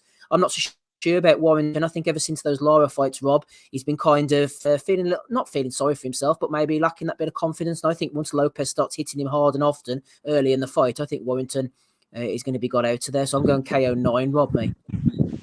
Yeah, well, it's either going to go that way or it's going to go the other way. Warrington has to show something. I've always said about him, I've kind of picked against him different times over the years on the pod and been proven wrong, but I've always said there's an expiration date on that style, that all action, all intensity, kind of rushing to the ropes. Like, he must train manically to get in shape to fight like that. And I think the more times out you fight and you go through camps and you become more shot one, it's harder to sustain that kind of style as you get older and make it effective for you. So if there's any gaps in his preparation, if there's any kind of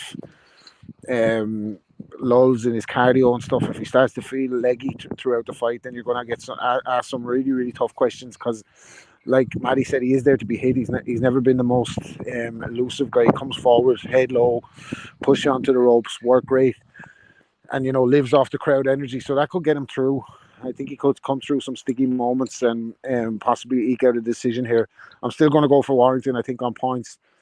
I don't think it'll be a stoppage, but I think he'll have some big moments to overcome. And I wouldn't rule out it being a kind of a British homer decision, but I'm going to go Warrington points.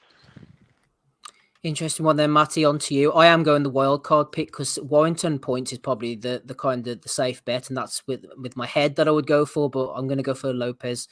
KO 9. Talking of heads, Warrington likes throwing the head in a little bit, doesn't he? What's the chances of someone getting cut here, namely Lopez? Well, I was just thinking about that, Steve, and I'm wondering how I should score the what do you call it? Is it a no contest? No decision. Yeah, I'm going no decision. Are you going from the draw to the no decision? Yeah, and I think that should be worth 5 points, just like the draw. I mean, that's a fucking bold call. Yeah. So man. I'll buy points for myself if that happens.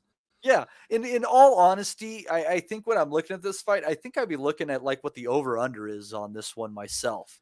I get a hunch they're probably going to be around 7.5, 8.5 ish. I think they're probably thinking around the same time that you are, Steve. But if it seems anywhere off of that specifically, like if it's set the 10.5, like they think it's going the distance, especially if you're getting plus money on the other side, I think it's worth going a punt on this one. But it's because it's just, man, Warrington, it's just such a wild card on that. I mean, and his fights can end on any number of reasons, some of them on his own volition too. It's just, like I said, it's a pretty tight fight in the books, and I think it's a good fight on paper. And unfortunately, I'm not going to be able to watch this one because I'm going to be in Omaha for the Terrence Crawford fight. But I will definitely watch it when I get back. Absolutely. Good stuff. Can I rely on you as well to get in touch with the esteemed Andrew Patterson Jr. during the week and get his predictions as well? Fuck him, man. He missed a week. It's all about showing up. I mean, anyone can get it. Yeah, no. It's just, if you guys think we should ask Andy, I will ask Andy. Got to ask old Andy, haven't we? Exactly. Rob, do you think I should ask Andy or fuck him? Yeah, he's dying. I wouldn't say give a fuck, to be honest with you. He'll tell him to fuck off, won't he, in the chat? Yeah, that's what he's going to. Fuck. I'll ask the bald bastard. I'll be nice. Good stuff. He's a nice guy, is Matty. We're going to lay the undercard off because I don't give a shit. It's absolute crap. Matty mentioned about Crawford and Teofimo Lopez. I'm going to let you lead the discussion here, Matty, considering you're the prediction league master. I'm assuming either Crawford or Lopez or one of the fights on the undercard is going to find its way onto the prediction league. Which one is it? It's a tough one to figure out kind of where to go on that, actually, Steve. I'm kind of looking at things here. Jared Anderson versus Jerry Forrest. I think we all think that Anderson's probably going to win that one by stoppage. Forrest was just getting lit up by Pulev. As tough as he is, I don't see him going the distance with the pimp hand. Then Then we also had the let's see here. Then he also had the card over on the Crawford and Avanesian. That one could be a little bit more competitive than I think people are giving it credit for. I don't know about throwing that. It's just not close in the books. Let's go Arnold Kagai and Eduardo Baez for our pick off of that Terrence Crawford card. Let's get that out of the way, and then we'll run through the fights. Okay, so me first, yeah? Yeah. I've seen Arnold Kagai. I'm pretty sure I didn't. Yeah, he fought Stephen Fulton, didn't he? Watched Fulton quite close. Kagai's a strange one. Well, he looks strange anyway. He doesn't look very Ukrainian to me, but it says he is. He's based in Philadelphia now. 18-1 with 11 KOs. Who did the draw come against? I'm doing this on the fly. Yerzhan Zalalov back in 2016. Right, we'll put that one to one side. Then Baez, I'm pretty sure. Did he fight? It wasn't Montana Love, was it? No. Oh, Rais Salim, that's right. He went the majority decision with him, got knocked out by Navarrete. I'm going to go for Kagai on points, Matty, in this one. Kagai on points. Kagai on points. All right. Rob, where are you going? I'm going Kagai on points, surprisingly, on that one, Matty. Oh, yeah. All right. Rob's going. Got two going Kagai on points. Rob's trying to sneak his way up there. He's not going to try to bull rush it. He knows he's got a month to go here. And, we're going right to the end. We're going to hit that Japanese card. You got 9 minutes. You've got Ioka against Franco on New Year's Eve. And that's a good fight. That's a really good fight. And that's one thing I didn't get a chance to mention. I think that's the winner against Estrada, Steve. I would love to see that fight. I tell you what. I am going to obviously go against you guys and go with Baez by decision. Let's go by knockout. If he's going to do it, he's going to pull off something weird. I'm going to say he's tough, but he doesn't get decisions, does he, Baez? He sure does not. So yeah, we'll be going with Baez by knockout. We'll wing it there. So right on. Okay, fair enough. Right, what about the main event in that card, then the one that you're going to? I was surprised. I didn't think this fight was going to happen, to be honest. I mean, I know it's a bit cynical of me doubting Desmond Gums and BLK Prime and the great bunch of lads who are putting the money in here. I didn't think it will happen, but now it looks like like it is. AB was supposed to be on the undercard. He's now not appearing. Stephen Nelson is on the undercard. Terence Crawford's got to stop Avanesyan and make a statement, hasn't he? I think after the Errol Spence fiasco, Matty. He does have to make some sort of a statement, but he's got to be careful. I mean, because Avanesyan's only gotten better. I mean, he did lose to Mean Machine, and he got stopped by him, and I think that should be hanging on our heads. God, as I recall, it's been a while since I've seen that. I think that was a pretty decent back and forth fight, wasn't it, Steve? Mean Machine hurt him and could have dropped him. Did his glove touch the canvas or something like that? It was a bit contentious. No, Crawford against Mean Machine, yeah. But I'm talking about Mean Machine against Avanesian. Mean Machine stopped Avanesian in like the 9th. I don't remember seeing that fight. I'm sure I must have done, Matthew. I can't even remember. For some reason, I remember it being a pretty good fight until that point. It's been a while, but I mean, there's their common opponent. Their common opponent says that he thinks that Terence Crawford is going to stop Avanesian, and I think that's a good hunch. But I don't think it's going to be early. You know, I think this is going to be going into the later rounds a little bit. I don't think it's going to be like, what he did to Brooke or anything like that.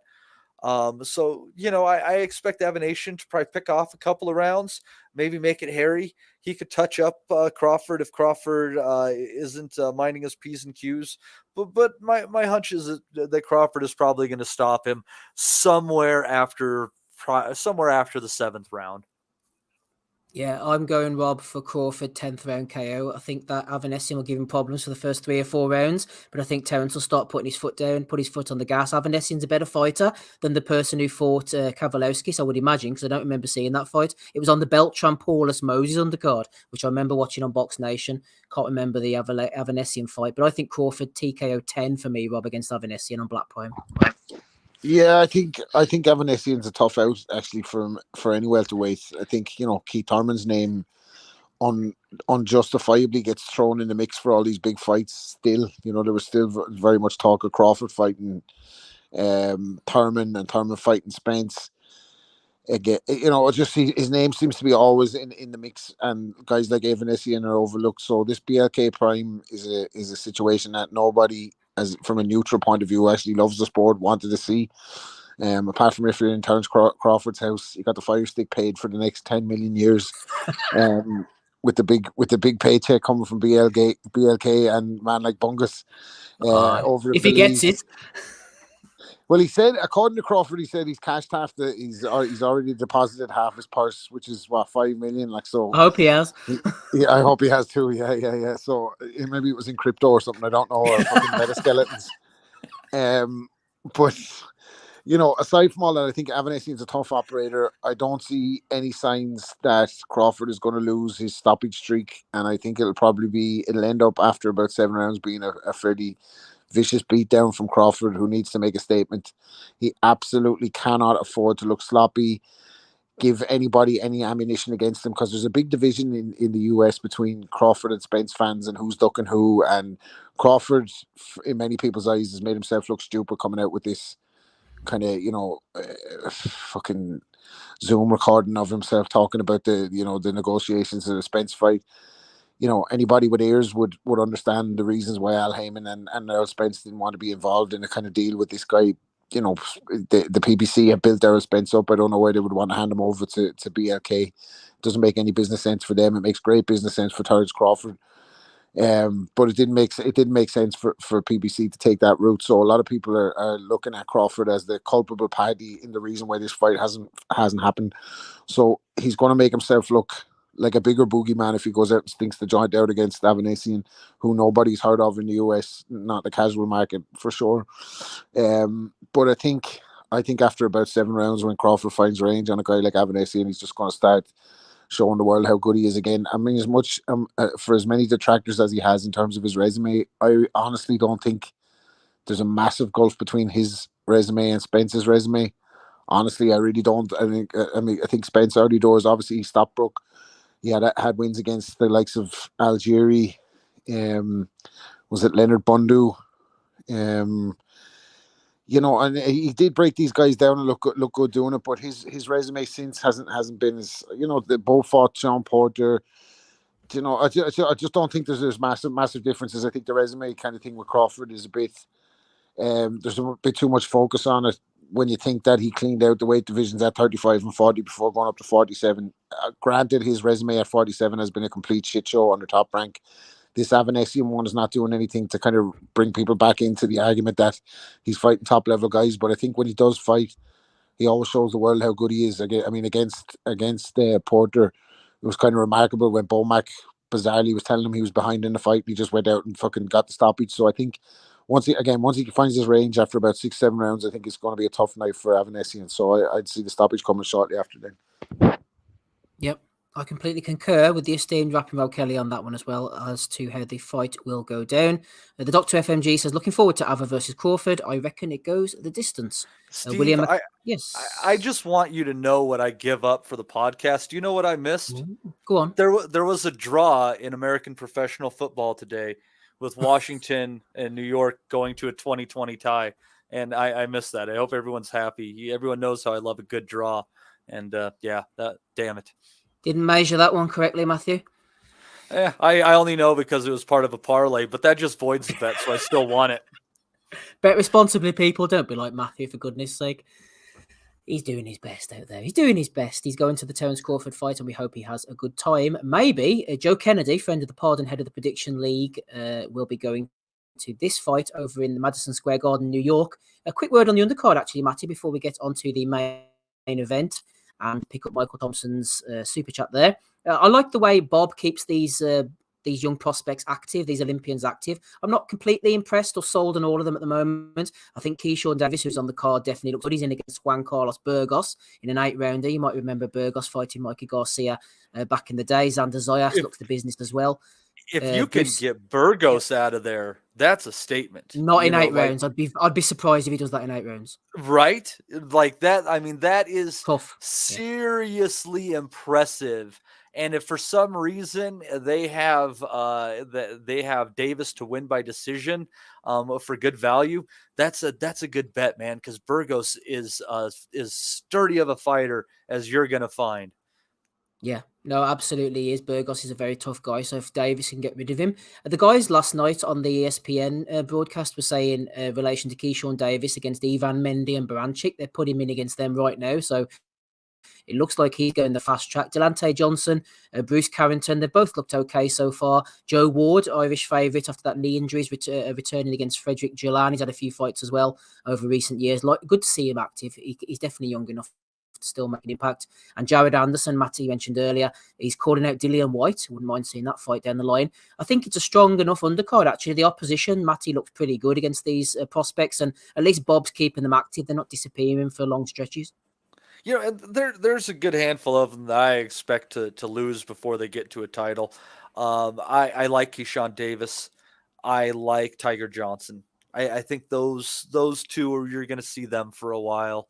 But the other ones, maybe not. I'm not going to say they're going to be as bad as Tom Stalker as a professional, but you know, they're I don't think that they're going to prove to be as classy on the world professional level as they were on the amateur level. But this is a good undercard. Like I said, Keyshawn Davis against Burgos is a good fight. You'd have to expect Davis to win, but it's how you win against a guy like Burgos, and he scores random draws, random wins as they throw him in and test these 130, 135 guys.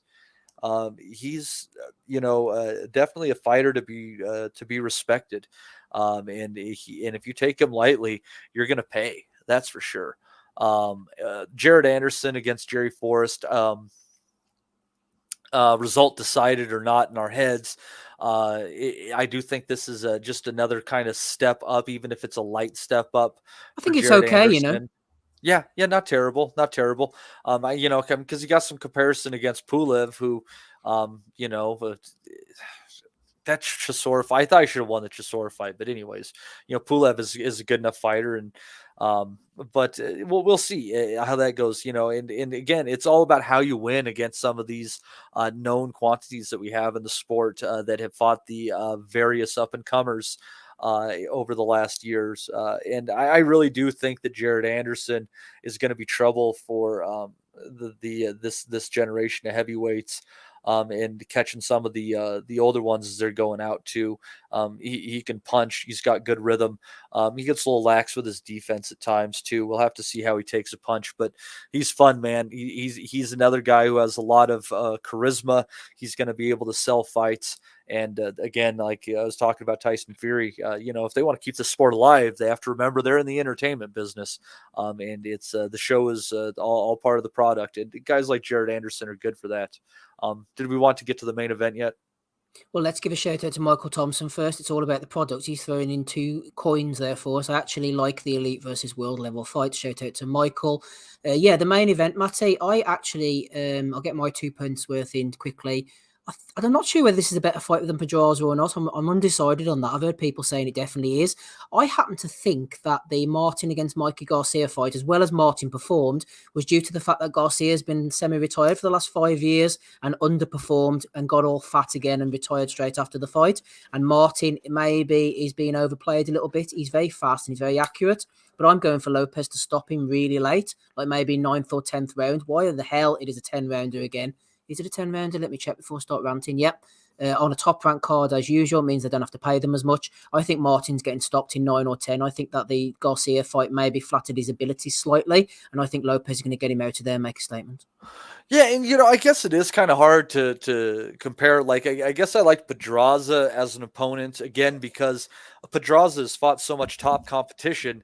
The way that Teofimo deals with him, it tells everything. And you could if you take out Jose Pedraza in less than 5 rounds, I mean, that's quality. I mean, that's a serious quality fighter. You're no joke if you find a way to get that guy out in that. And it's a shame that we weren't able to potentially see that. But Martin is a good enough fighter. Again, you're absolutely right. Mikey kind of phoned it in. They paid him an extremely large amount of money to phone him in. I think they should start thinking about how they structure their fight contracts with these guys. But that's another and long discussion. I just... Lopez, I think is going to beat him, and if you look at Martin's resume, there's nothing as far as this level of puncher that's anywhere on his resume. I mean, Mikey was a good puncher at lightweight and below, and he had a good knockout at 140 pounds against what's his bucket, Steve? You know the one I'm talking about. Lipinets? Did he knock out Lipinets at 140? Yeah, no, he dropped him, but went the distance. Yep.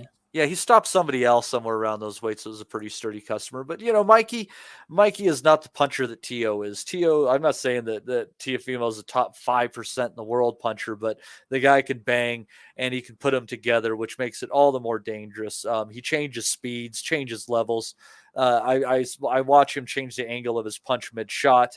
Total athlete. I really think the Kambosos defeat had more to do with dumb shit outside of the ring and letting a fucking 350-pound man hit him in the chest than anything else. God love George Kambosos. But I think that Teo's taking him out of there, and I think it's going to be earlier than you thought. That's just my hunch, but not a shit ton earlier, but some time early into the second half of the fight. Me and Matty go in the stoppage here, Rob. Chase Athletics, our American correspondent, says Lopez is extremely strong. Depends if he boxes or if he goes all out. I don't know. I have my suspicions about Lopez and the Da. Obviously, we've kind of spoke about this in length on the pod over the years about his kind of apparently fragile mental state, personal life in turmoil. The Da's hanging in there. They ditched Joey Gamachi because they didn't want to pay him, I guess. I don't know if that's true or not. Like, I'm only just surmising from the outside, but they got rid of Joey Gamachi, who I think was a big part of the Lomachenko win, and he hasn't looked great since. Routine enough winning his last performance.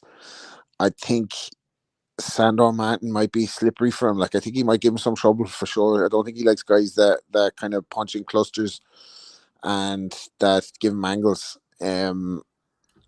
says a lot because he beat Lomachenko. But I just think he was so much bigger than Lomachenko. I thought he beat him fair and square. I didn't think there was any dispute over that decision. I thought he was a legit winner in that fight, and the same as I actually thought Kambosos was, well deserved winner in their fight. And I don't think Kambosos was like a one trick pony. I think he had showed certain quality in the build up to that fight. Even though I expected him to lose it, he performed really well. And I think he just lost against a better fighter twice in Haney.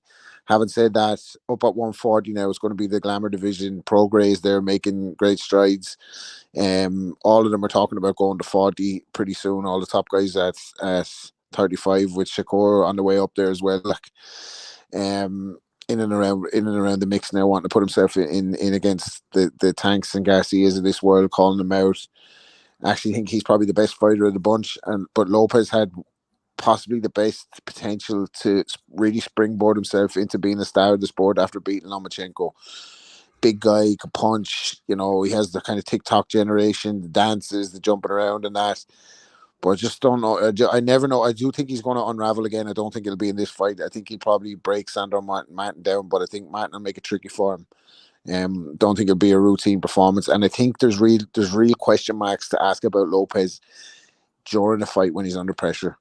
Because the dad wasn't giving him great instructions the night he was getting beat by Kambosos, and if the dad's in charge, he's not a boxing guy. He's taking his son from nothing. Basically, he's invested in him.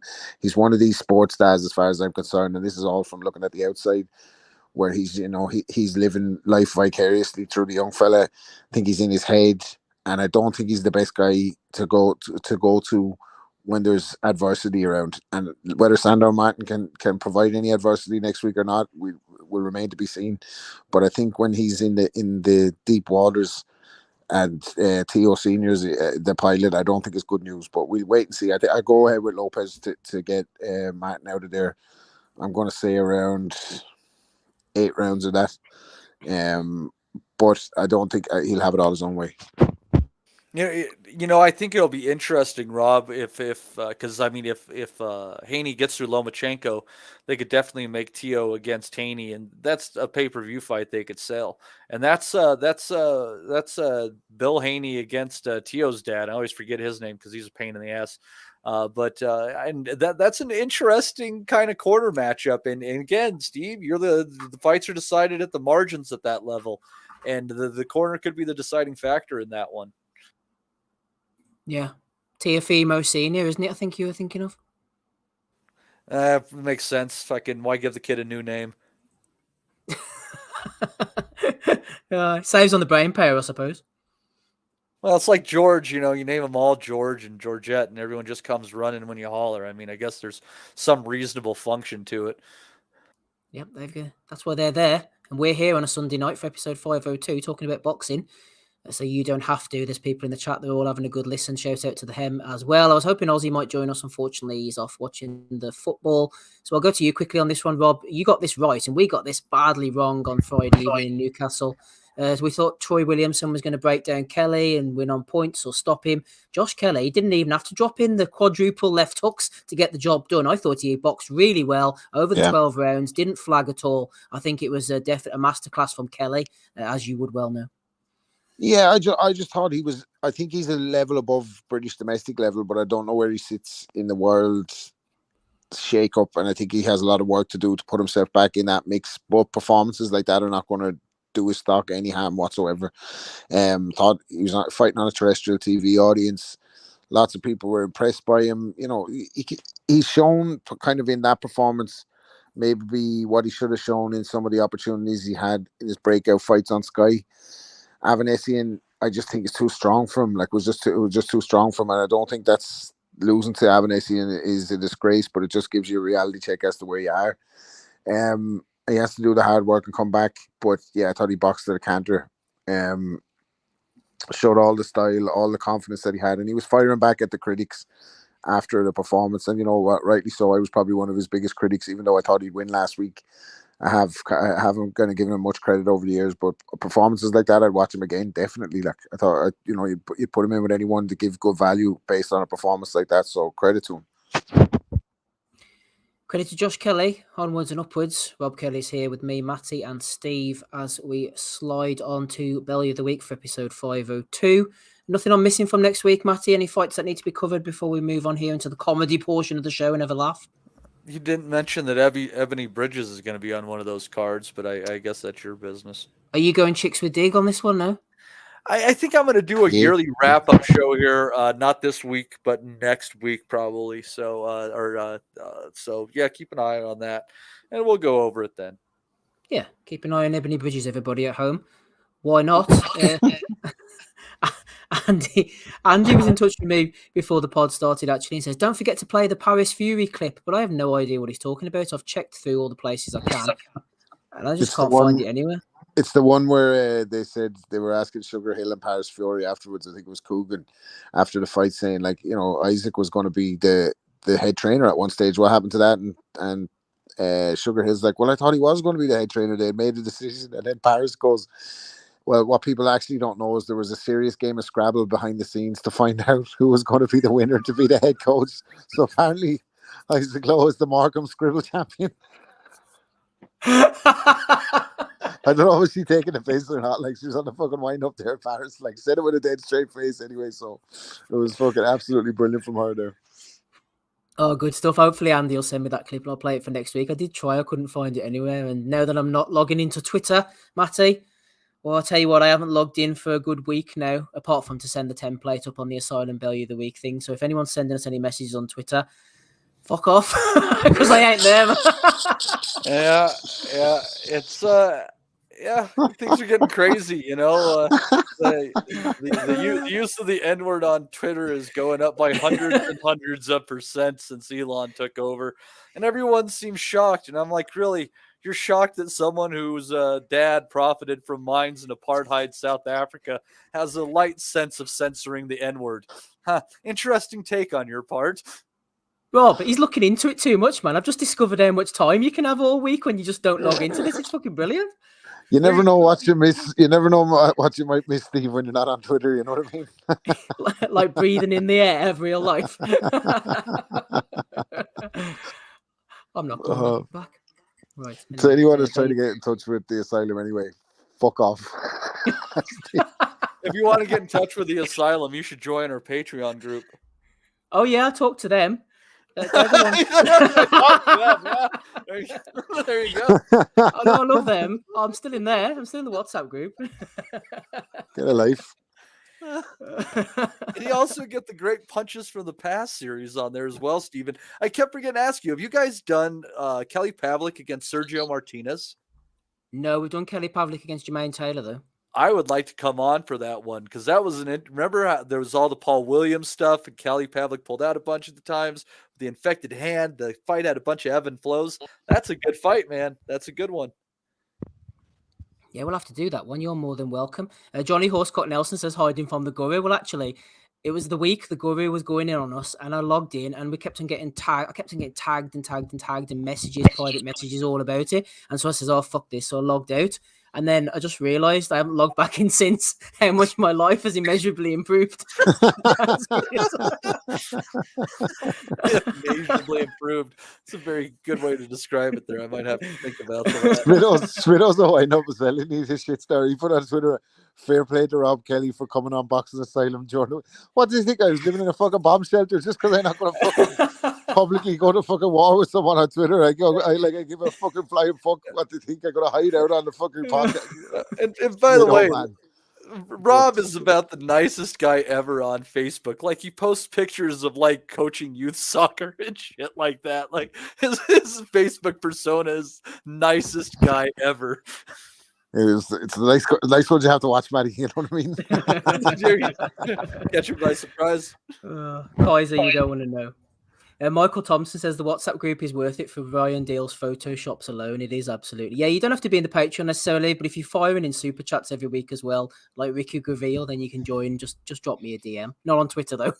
drop me an email, nuthousepodcast@gmail.com. Anyway, where were we? So there were no fights for next week then, Matty? Is that the conclusion we've come to? Yeah, I think we're good. You know, something usually pops up that we missed, but you know, fuck it. Yeah, we're missing a lot at the moment. Episode 502, Bellew of the Week. What are we going to play ourselves in with here? Let's have a look through some of the old ones. Well, Eddie's been a bit bitter this week, so we'll celebrate with him. So in 10 days' time, touch wood, DAZN have the entire roster of middleweight world champions. So people like Charlo, you've no fights for you. If you want to be a world middleweight champion, you better join DAZN ASAP. There you have it. Are you saying that this statement is untrue? How's that working out for him, Rob? I missed the clip. I wasn't on the mute. What was the which one was it? If you don't get on, the whole middleweight roster needs to get on DAZN ASAP. There's no fights for you, sir. There's no fucking fights for you. He's having a stinker anyway, isn't he? I'm sure we're going to get to it. He's having a fucking shocker. If you want to fight Jaime Munguia or Demetrius Andrade, you know where you got to go. Munguia turned down another fight, didn't he, this week? Was it Alan Canoe? Yep. He turned down Alan Hanala. He fights who he wants. He fights who he wants. Oh, he doesn't want to fight Hamanula. Anyway, right, here we are. Tyson Fury, according to IFL TV, who says they haven't got the big interviews anymore. Tyson Fury discusses asking for his favourite meal in a posh restaurant in New York. I was in a big fancy restaurant in New York, says Tyson. Everyone was having lobster and that sort of thing. So I said, I'll tell you what I'll have. Fish fingers with chips and beans. All the big content. Fuck that. We want to know what happened in the Scrabble Championship. Fuck the fucking fish fingers.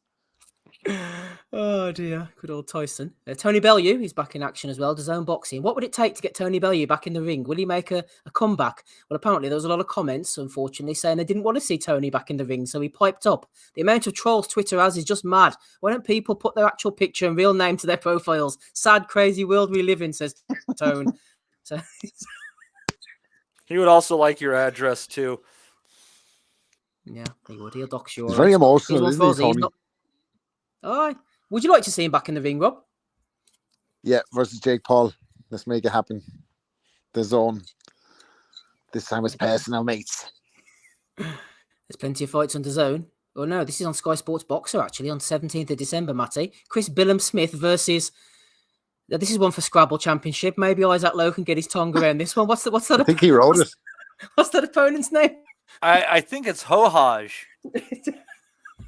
It's not Alim Hanalo, is it? I think it's Hohaj or Chochaj. One of the two. I think Isaac Lowe wrote that, and his real name is Shocknessy. Bitter bastards, says Ray. Bitter bastards, absolutely. He's against Rocky Felding is a pretty good fight, actually, there. Yeah, no, that is a good fight, actually. Yeah, looking forward to that one. And Colin Dubois as well. Yeah. I think I need a first. Is that a mononym, Steve, or does he have a first name? Who are we on about here? Hoha or I don't know. Mate, apparently his first name was difficult to pronounce, so they left it off the poster.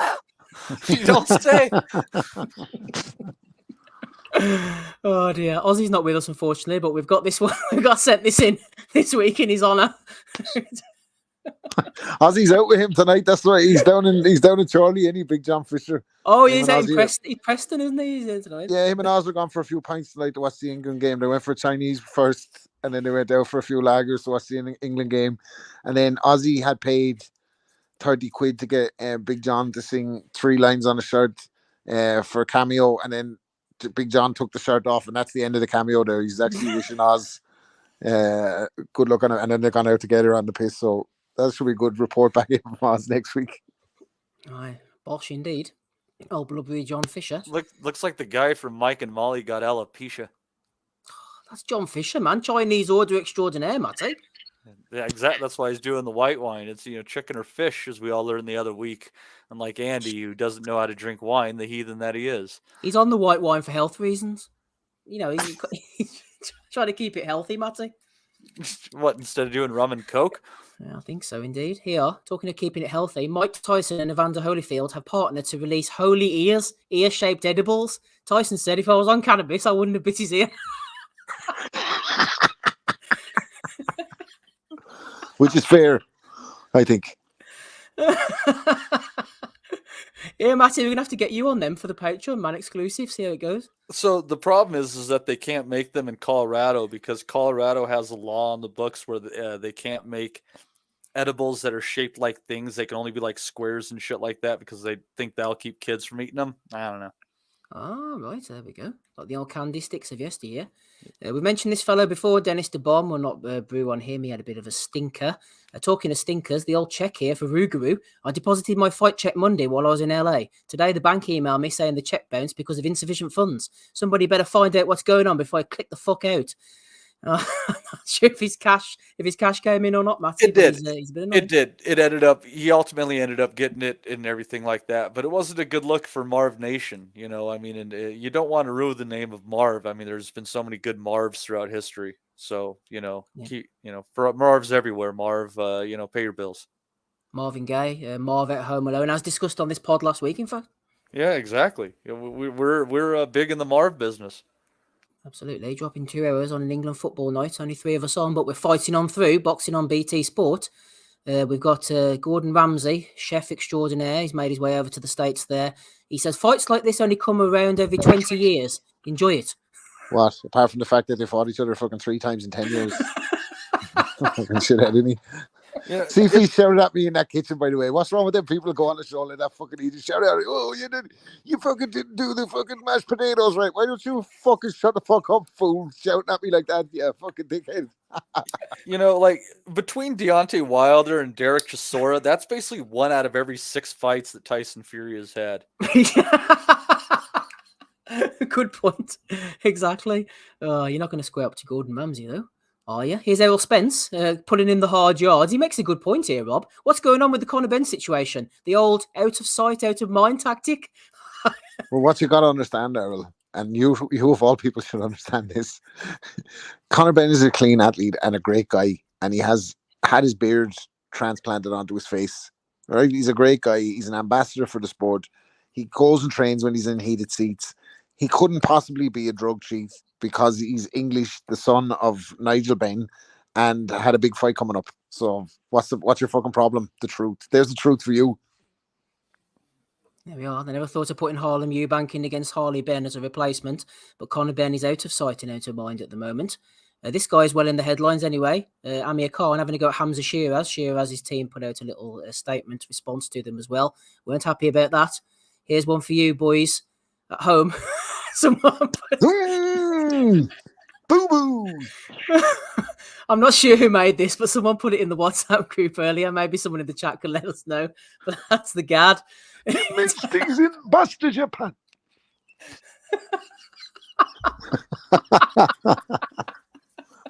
An uncanny resemblance. Actually, I'm sure maybe you haven't got the clip, Steve. Have you got the Dillian White one coming up for him? No, I haven't. Oh, fuck's sake. You must have seen it, man. It was an IFL interview and he's going through and fucking White is going through the I think it's either for the weigh-in or on the day of the fight. He's wearing like a big camouflage jacket or something.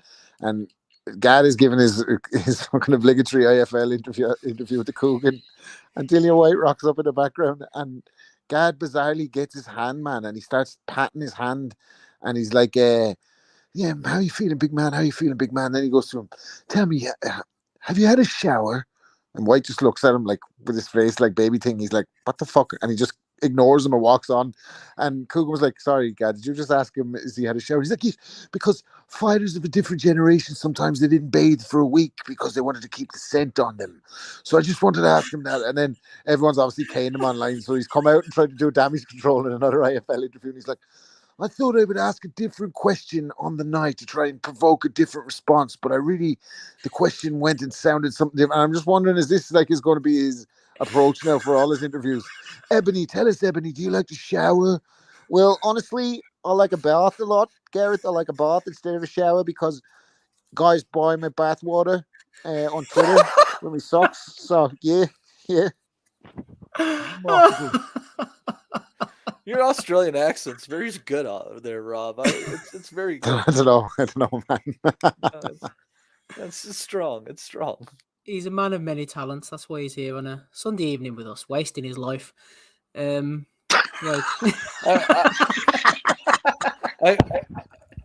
kind of curious if you could procure what Katie Taylor would sound like if she were Australian, but I'm not going to put you on the spot. You work on that and get back to it. Shut your mouth, you drongo. What?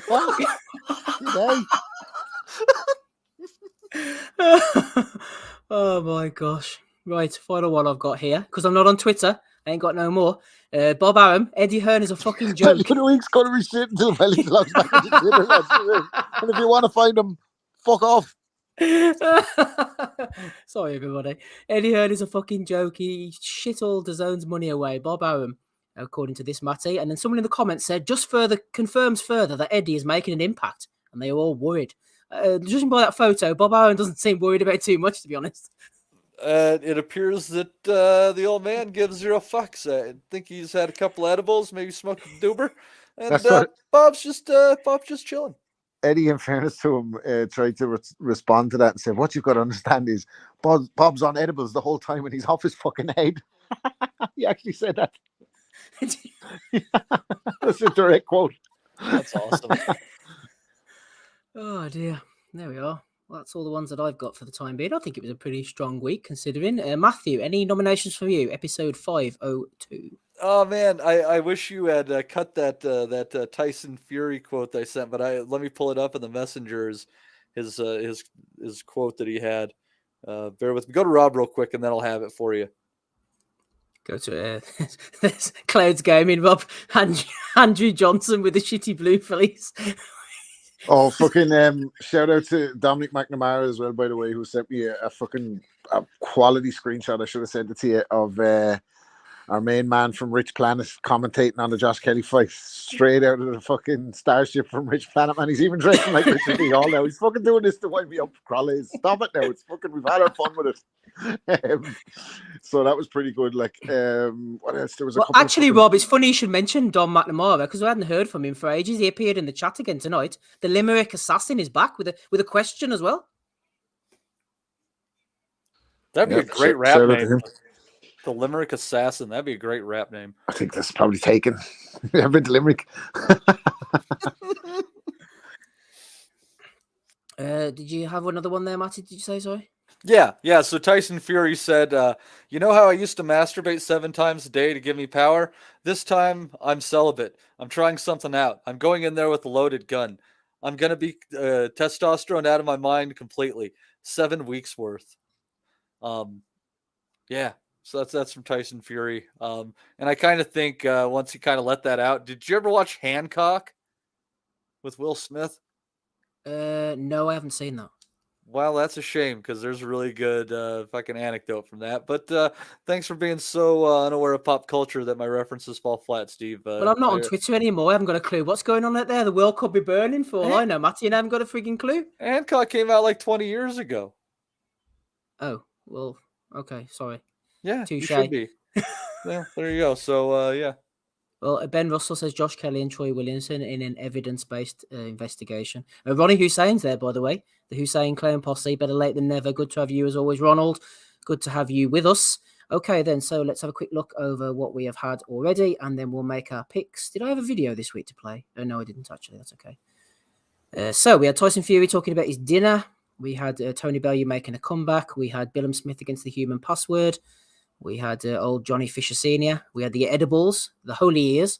We had this referee, Regis Prograis getting paid eventually. Gordon Ramsay talking shite. Errol Spence doing a bit of digging. We've got Amir Khan going in on Hamza Shiraz. We have old Gad Selector. And we have Bob Arum and Eddie Hearn. The rift goes on, plus whatever the boys have thrown in. What have you got this week, Matty? You know, I love that fucking Gad potato head thing going on there, but that fucking referee, Steve, I've seen some fucking performances, but that was pathetic. Yeah, fucking Dennis DeBone. Yeah, he deboned that fucking fighter real good. Fuck him for not letting the fighters fight. Dennis DeBone for Matty then. It's a toss-up for me, Rob, to be honest with you. There's a couple that I've liked this week, including Holyfield and Tyson and the edibles and the Gad and Bo Selector. What are you going for, Rob? I like Howard Foster's performance a lot. It was a lot like Snatch with Bricktop, and fucking his guys going down in the first, and they just fucking ring the bell, Harley, and then stop the fight. Give me the fucking shooter. Oh, you get that reference, you piece of shit. cut your fucking Jacobs off. So fucking yeah, that was good. And then Eddie with the fucking response about Bob saying that he's on edibles, trying to discredit what he's saying about pissing all the money away for the zone. Just fucking Fury and Chisora itself, like the whole thing was the shenanigans, like the Dubois thing, and then what else was there? Oh, Baumgartner and Mayer had a fun exchange at the fights, the Chocolatito fight. Michaela Mayer sent Baumgartner a bunch of flowers and a card saying congratulations on the gift decision, and then Alicia Baumgartner countered while she was in the audience and went up and hand delivered her a card that said "Don't be a salty bitch." You know, and then wrote on the inside of it, you know, I won the fight. So all respect to the Queen Baumgartner for that fucking excellent counter. And they have to fight again, man. They're building it well. Like, and yeah, that's good shit. Yeah, it was brilliant. Like, and well, because Baumgartner did it, this is fucking way better. And fucking it has to be Paris Fury, man, with the fucking Scrabble. The Scrabble, Isaac Lowe won the Scrabble championship to become Tyson Fury's head coach. Trying to fucking wind up there with the fucking hell. Who was in that? So yeah, that was brilliant from Paris Fury. I think she has to get it. Yeah, we'll go for Paris Fury as well. I quite like that one. Congratulations, Paris. You are the Belly of the Week winner for episode 502. And hopefully we'll have more participants next week. Ryan Deal, by the way, thank you to him for throwing in a super chat earlier on. He's in the Patreon. If you want to join him, it's patreon.com/Boxing Asylum, or become a regular super chatter or coffee buyer and give me a shout and we'll let you in. Who else have we got here? Michael Thompson as well. He threw in a few quid as well. And I mentioned Don McNamara earlier, Rob. I'll give you first dibs at this one. The Limerick Assassin threw in a question earlier. He said, who is the biggest cunt in boxing? As a boxer, as a coach, as a promoter, or as a judge? And if you could only knife one of them, who and how many times would you stab that cunt? Will you tell him stop fucking saying the questions? Like, you're going to get banged off YouTube for that fucking stupid cunt. What the fuck are you doing? No, my God. I don't know, man. That list is fucking too long. Like, but it'd be good to have one handy. You never know. You know what I mean? Well, Dom is from Stab City, Matty, so I mean, he's maybe used to this. He's doing everything to fucking dispel the myth that everyone from Limerick would stab you. We should honestly do a Boxing Asylum special of the biggest cunts in boxing. Just do it one off. We don't condone stabbings on the asylum, but thank you, Dom. It's great to hear. The first half of the question was right up our alley, but we're not going to go around stabbing people just because they put on bad fights. You know, like, fuck, my standard for violence is much higher than that. Like, you got to come try to take my shit, you know? Like, you know, well, what's that fucking Cypress Hill song? Fucking how I just kill a man, you know? Once one tried to come in my home, take my chrome, I said, yo, it's on. You know, I wonder how many fighters could the guy ask, are they having a shower before he gets stabbed? That could be a better question, maybe. There you are, Rob, mixing the questions up from Dom McNamara. It's been good to have you, Dom, and shout out to everybody who's been in the chat as well tonight. I didn't give you a shout out personally, but we do love you all. Don't forget to come back next week for episode 503. Matty will be in the red hot seat. Hopefully we'll have Andy and Ozzy back as well with us. And goodness knows who else. Thanks to Rob, who's been on tonight. Thanks to Matty. Thanks to Danny Young as well, who jumped on the call. We love you all. Don't forget to like and subscribe. We'll catch you all again at same time, same place next week. And bye. We'll never forget. I think that's good happening. We want to be honest, yeah? Crying like a little bitch. I've never met a fucking swank that can fight me. I fell asleep. I fell asleep. You're a fucking bum, you're a fucking asshole. Rumpo fucking Steltskin. But allegedly, Oscar Rivas has failed a test. 7-year ain't. 7-year ain't. I will fucking smash fucking you. I hope you fucking die. Be safe. I love Boxing Asylum. It's as simple as that.